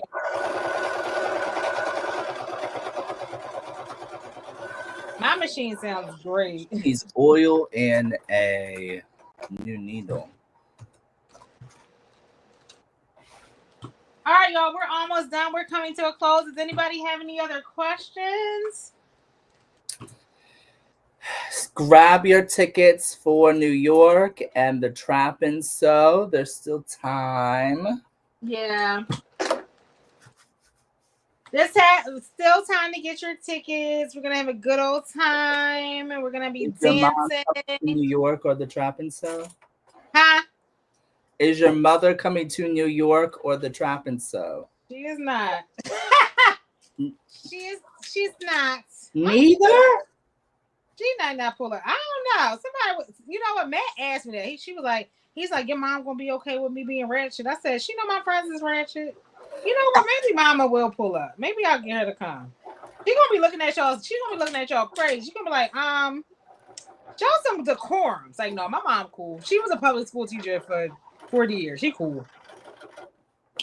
She cool.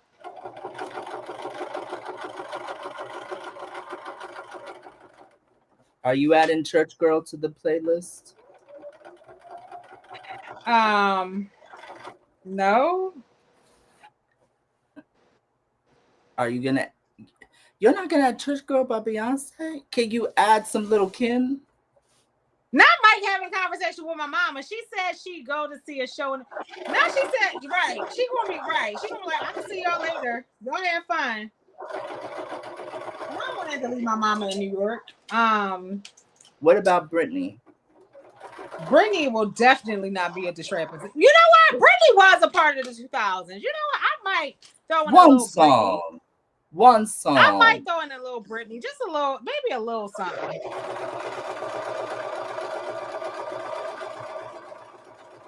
Maybe one Britney song. I love getting my. Yeah, the Trappers. Y'all better dance. Listen, at the Trappers show, I know the introverts. Y'all better do a little two-step. Listen, the introverts can dance too. Bye, Miss Carol. The Beyonce version. Right. Auntie Carol coming. Yep. We playing the Beyonce version of Before I Let Go. No, we gotta pay the Frankie Beverly. I love Beyonce, but it's like Frankie Beverly, Before I Let Go is a song that we used to like. That's how you know the lights in the club was about to come on. You know what I mean? Like that is the song that ended the night. At all my parties growing up, like if you heard that song, that one and R. Kelly's, I know we ain't listening to R. Kelly, cancel, but this is my song for real, no doubt. No R. Kelly will be played, but those two songs are what kind of ended the night for the party, like in college for me.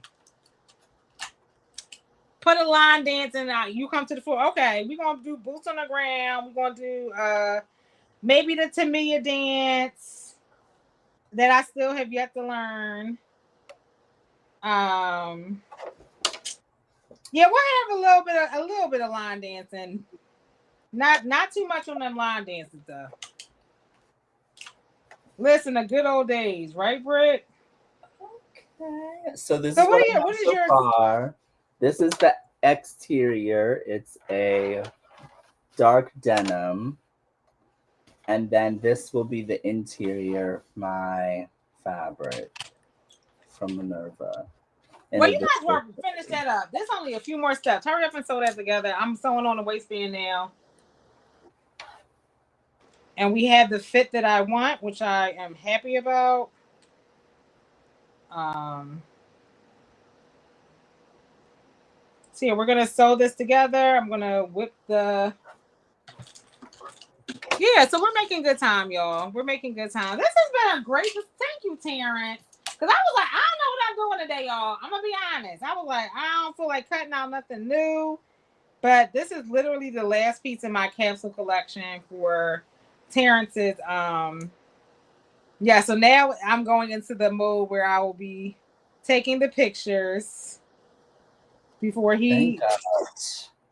At least I'm finishing them, Terrance. I don't get any credit. I have dedicated my whole June to Terrance. It's been like. Well, it is my month, so You said what? it is my month. Oh, yes, people be gay. Gay rights.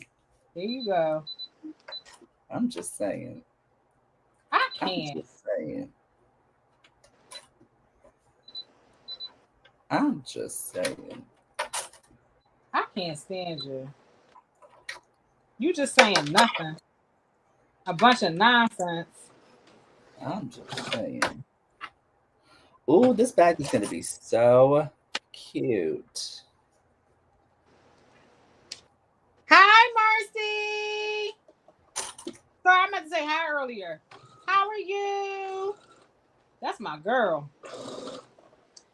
Um, yep. Come on over. Come on over from Shy.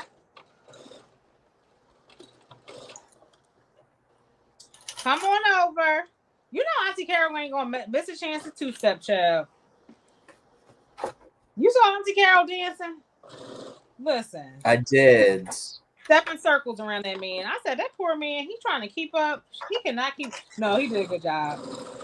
You was killing that, Auntie Carol. You was. I give it to you. I give it to you. You still got it, girl. You still got it.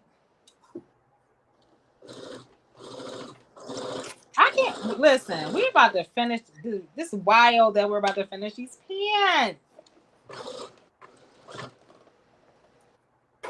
All right, but yes. What is your like ultimate dream for Terrance Williams designs? Like, what do you want to like? What is like your meeting the Beyonce moment for Terrance Williams designs? Um, well, I have a lot. Okay. I would love to um sell the brand for $1 billion. What you selling? Oh my Ah! um, I think the first thing is expand the team. Be able to make enough revenue to expand the team so I'm not sitting behind the sewing machine sewing. And then um I would love to be on celebrities. Love my God. clothing to be on celebrities and in those circles, in fashion magazines, Vogue. Now that Anna is gone, She's not really going, but okay. she not really going, but she going enough, a little bit, I guess. I don't know. There's a lot of things that I wanna accomplish. A lot of things that I want to do. I want my Mm. brand to be a household name. And when And it people think will of be. sustainability, I want to be right up there with Stella McCartney. You know, when you think of Okay. Oh, sustainable Stella. brands, you think of Stella McCartney and Terrance Williams design. That's what I want. We love to see it. We love to see it. Okay. I'm just saying.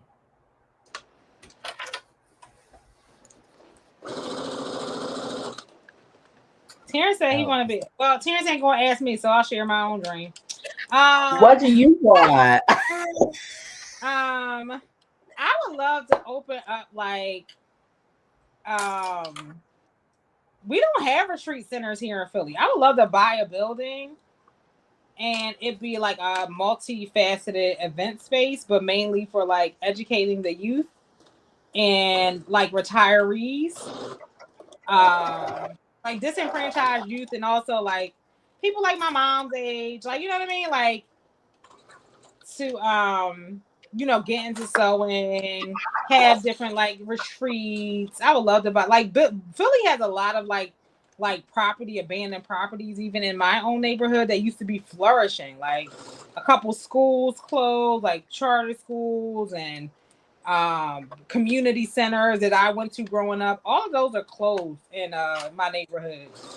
And I would love to bring back that. Like, you know what I mean? Like the creative arts was such a big part of my upbringing. Like we had dance, we had drama. And I don't want to do all that, but I would love to bring an element of that for sewing. Like having beginner sewing class, having a wig class where I brought in like my hairdresser friends to like teach different components of like styling the wig. So eventually I would love to have like a big center and then a compound like Tyler Perry, minus the whole like Allegations.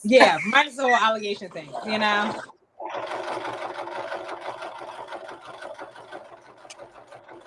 Minus that part. And what are you gonna do to make it happen? You know, I've been really considering the sugar baby route. You know what? I was just gonna say marry rich. Listen, I don't think it's nothing wrong with that. I'm still young enough to be a sugar baby to a very old man. Um, yeah, I ain't super. I feel like a lot of like my older like auntie ages, they be like, "Yo, marry rich."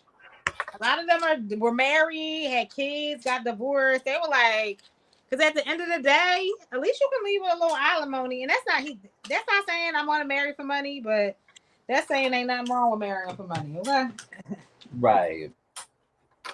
Right. find me a rich man. I'm just so yeah. Of course, I want to do the work, but yeah, I wouldn't be opposed to finding a sponsor. I'm just saying. You said of course I want to do the work. Not me. I'm tired. I can't stand you. I am tired. I need a break. You said forget that. I've done enough work. Give me a sponsor. Give me a sponsor expeditiously. Speaking of engagement, that's all I'm gonna say. Oh, who got engaged? Somebody got engaged, friend. Who got engaged? Did I miss? Ain't no sugar daddies on Hinge. Now y'all bringing up the dating stuff. Listen. That's another live. We can save that conversation for another live. We can save that conversation for a separate live. Okay. Lord. Just saying. Just saying.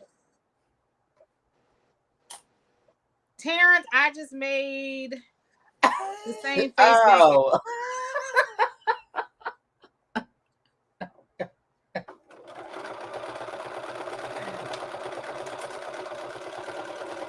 Oh shoot.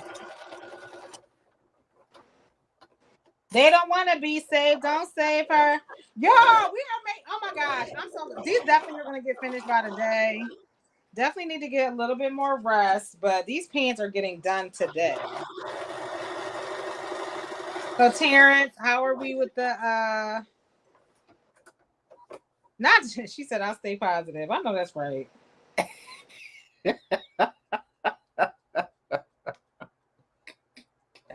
Lynn is crazy. Lynn, listen, me and Lynn crash out at the same time. I'm like, Lynn, that's my girl. All right, hold on. All right, we almost there. Hold on. All right, listen, we are making. Why is it so big? But my other one was small. That's so weird. Okay, maybe it's the other side.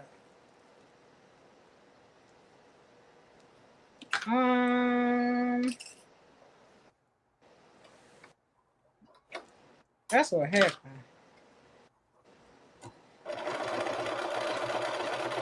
Don't save her. Don't be saved.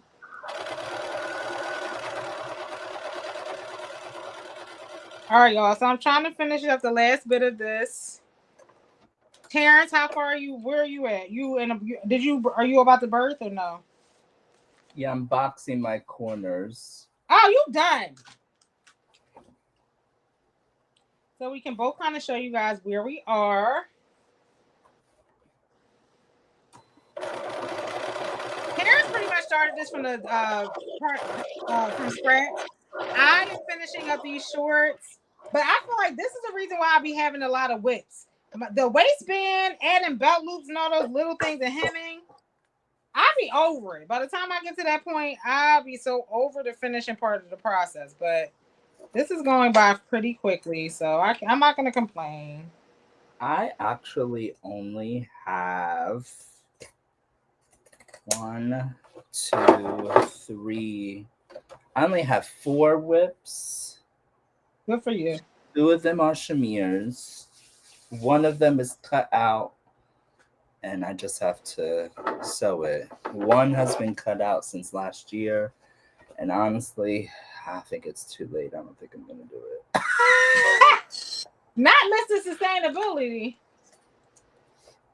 Actually, I have five. I have a sleep set that I have to do with my Minerva fabric that I cut out last year. That I actually do want to do. Okay. But I'll do that when I get to my new house. Yes, new house. I'll do that when I get to my new house. We love to see it. We do.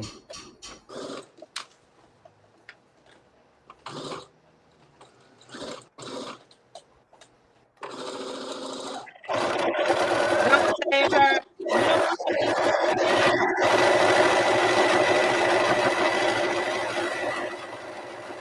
okay. Okay.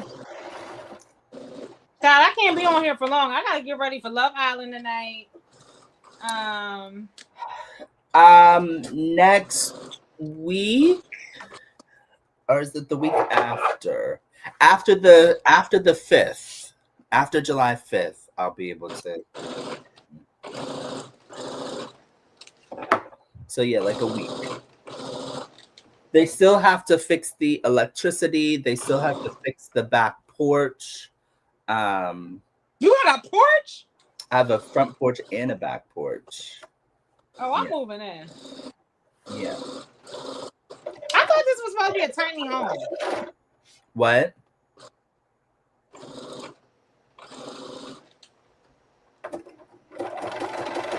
It's a listen. There go Tick. Yes, Thomas. Is the show good? I've heard it was better than past seasons. Like I'm a newbie, but TikTok got me hooked. TikTok and the edits are the reason why. That's why I said it be all about the editing. The editing of stuff. Whoever like the community edits so well, and not even the people that work for the show. But I'm like, yo, they have a built-in community of editors that they don't have to pay. It's brilliant. It's a brilliant concept. I'll say that. But is the show good? I'll say the community is. I'm more intrigued with the community than the show itself. I feel like I fostered a new community outside of BSN. No, for real.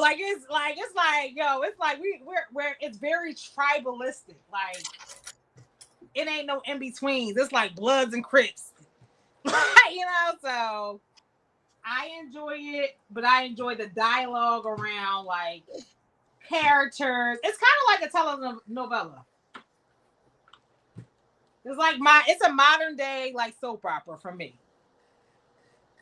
You know how we used to feel about like Victor Newman and Nikki and the Abbotts, and get passionate about those conversations. Like growing, if you had a millennial, if you had a grandmama that made you watch soap operas growing up, that's what it reminds me of.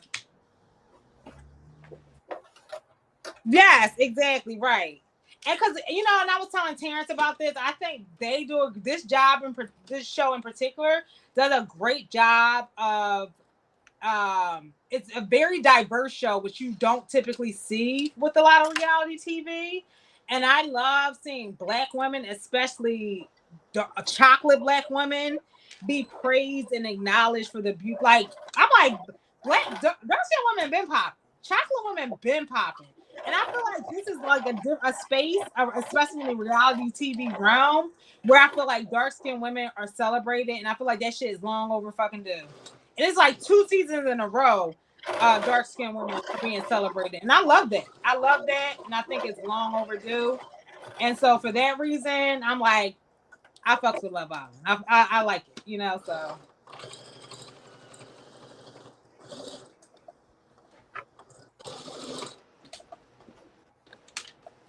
uh, these men are still problematic, though. The men on that show are still very much so problematic.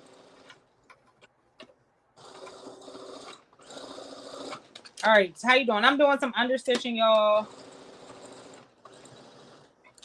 Finishing my corners. I made this too.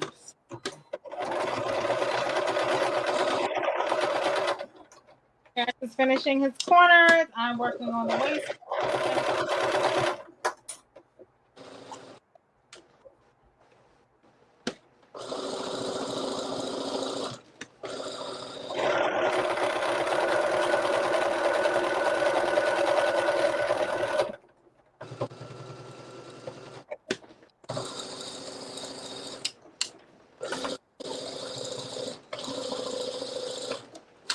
Okay.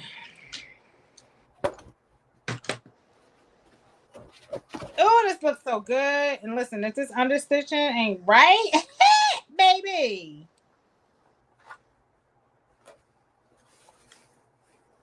Don't save her. She don't want to be saved. All right, so I'm just stitching down the.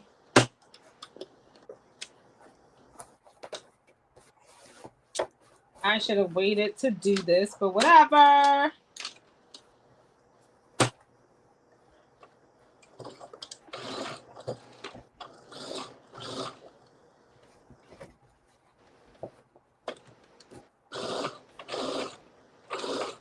All right, hold on.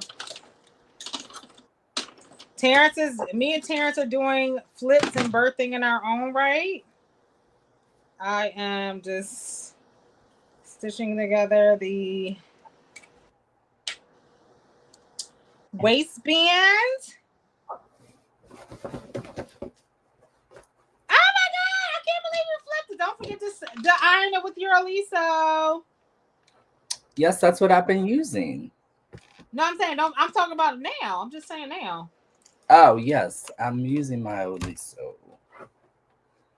He said, "Girl, I've been on it. What you talking about?" This is very cute.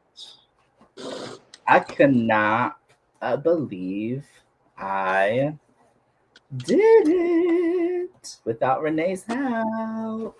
Look at me. Look at you. Look at the I'm growth. Okay.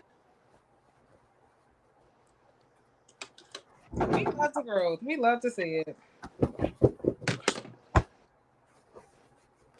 I am a pro. You're a what? I said I'm a pro. And you are a professional. Okay, what's the next step? That's it. Ain't just it? Turn the bag right side up to the bottom. Close the bottom of the bag. Just the lightning. Okay. Just have to close the bottom. Fold along the fold.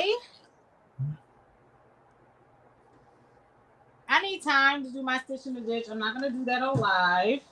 But Terrance, we've been talking for 2.5 hours. So it's time to go. You got a lot done. We did. I mean, mine is more like short and tedious, but not to compare. But let's see if we got the fit. So we got the waistband on. I didn't have to cut a new waistband. I didn't have to cut a new waistband, thank God. Now, hopefully, my shit ain't too small now. Keep it cute. Keep it cute. I Keep love it that cute, Taylor. terrazzo. I think that's the next thing that I'm gonna do is that button down in the terrazzo. I love that print. So good. So good. I just have to put a hook and eye on it. Yep. A little bit smaller, but the hook and eye will help me bring that in. But yeah, they're cute. They're very cute.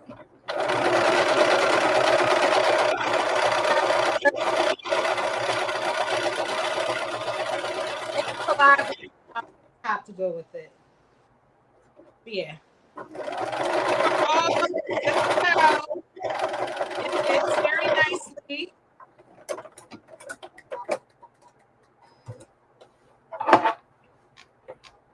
Oh, you're working on a chimera bag too? Yes, yes. I'm making it in denim. You know what I might do? I might add a button. I am the first person to ever do it in denim. What, the shamir bag? Yes. Actually, I have it in denim as well. Where is it? It's around here somewhere. But okay, rock 'em on.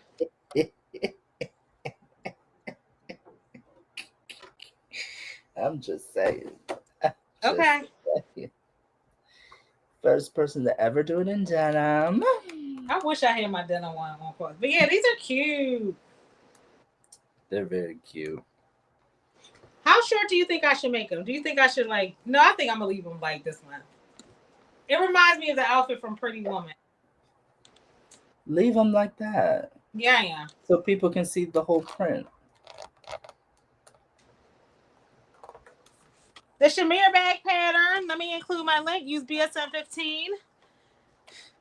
It is Use the BSN 15. Shamir bucket bag. Use code Terrance15. Use BSN 15. I'll include the link, and then we'll be out of here. You can use code Terrance15 to save. Please. It is Pride Month, so if you don't want to be homophobic, use my code. Please, Terrance, please. I'm just saying. Nobody has time for your shenanigans. I'm just saying. Please. I'm just saying. Don't even try it, Brittany. Don't even try it, Brittany. Brittany! Don't even try it, Brittany. Get out Who of else here. is the ambassador? Don't even try it, Shamia. Don't even try it, Shamia. Who else is the ambassador? Don't even try it, Chad. Please. Please. Please get out of here, all of y'all. Where is the damn link? Oh, well, I can't find it. Yo, here we go. Here go the link. Now she thought about it. I know y'all too well. I know y'all. I know y'all. No, it's a super easy pattern. It's super easy. On a scale of 1 to 10, which would you give it, Terrance? I would give it like a 3, a 2 or 3. Yeah. I think, like I always say, the most difficult part is the grommets, but that's not even too bad.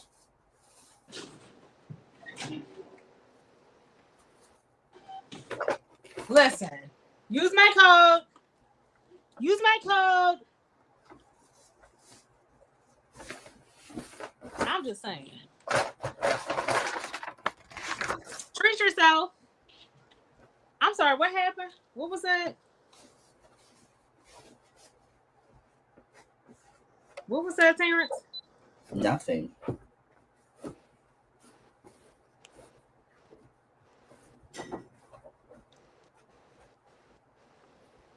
Oh, it's so cute. What's cute? My bag. Really? You said you're the first one to make a dinner? I am. Okay. I am. Okay. That looks like polyurethane. I can't see you. I can't. Ah! Ah! Bye, Shamia. Bye. I am the I first to still need to make a design them. thread Thank for you. mine. I am the first. I need to make a strip. This is the very first one. So this is the original size, but there are 3 different sizes available.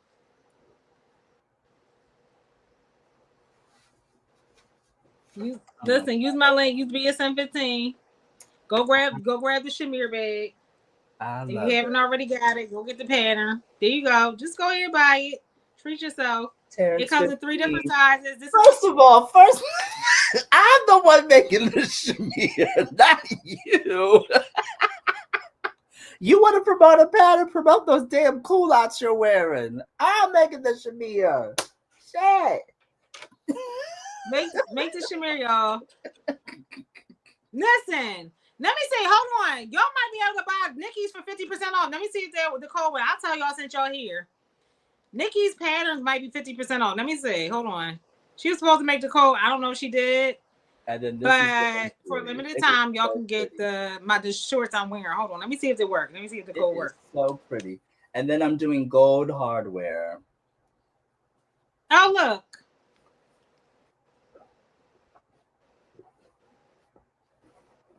Gold hardware, you say?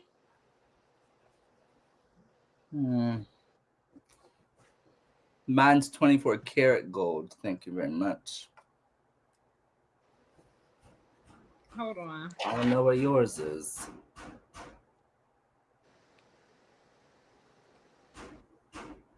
Y'all never let me have my moment. Y'all never let me Oh have my yeah. So moment. y'all, if y'all go on Nikki's website, use the code BSN. Y'all can get 50% off for the next couple weeks. Let me 15 or check. Let me check. 50? Let me check now, Shamir. She was supposed to set up. I know for Beauty J'adore, the shorts that I have on. Let me do it. So I think it lasts for 2 weeks.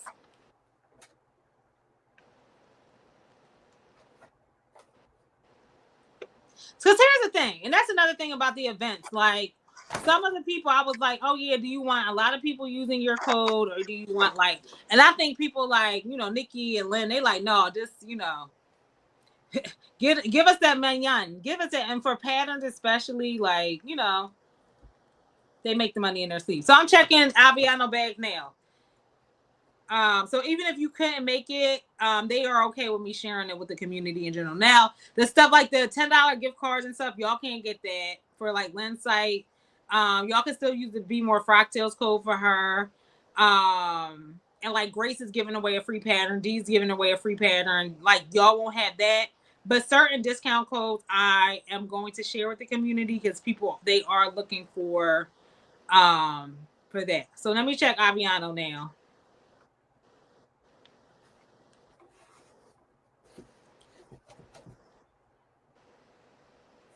Same height. Checking. I mean, y'all could just check for me, but that's fine. No.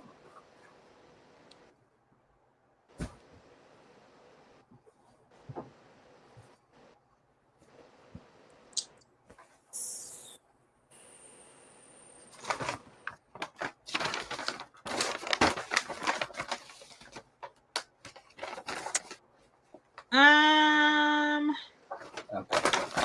Perfect.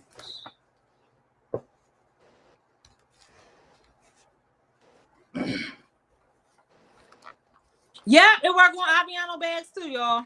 So y'all want to get her patterns, y'all can grab it. Just use BSN. Y'all get 50% off. I think till July 15th, maybe. On the website or the Etsy?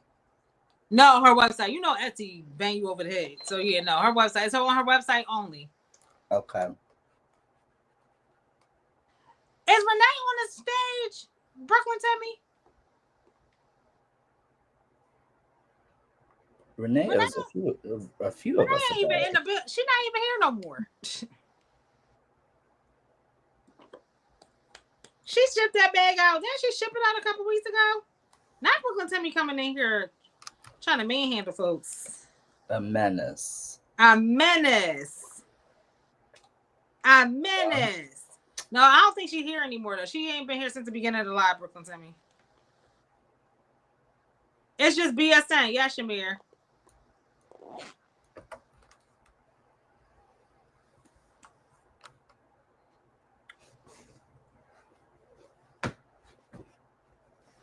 No, I think she packing. She packing for her trip. But she did tell me she shipped out your bag. You know that Texas, like, child, you saw what I went through with them tote bags. Y'all Texas mailing system is weird. It's horrible.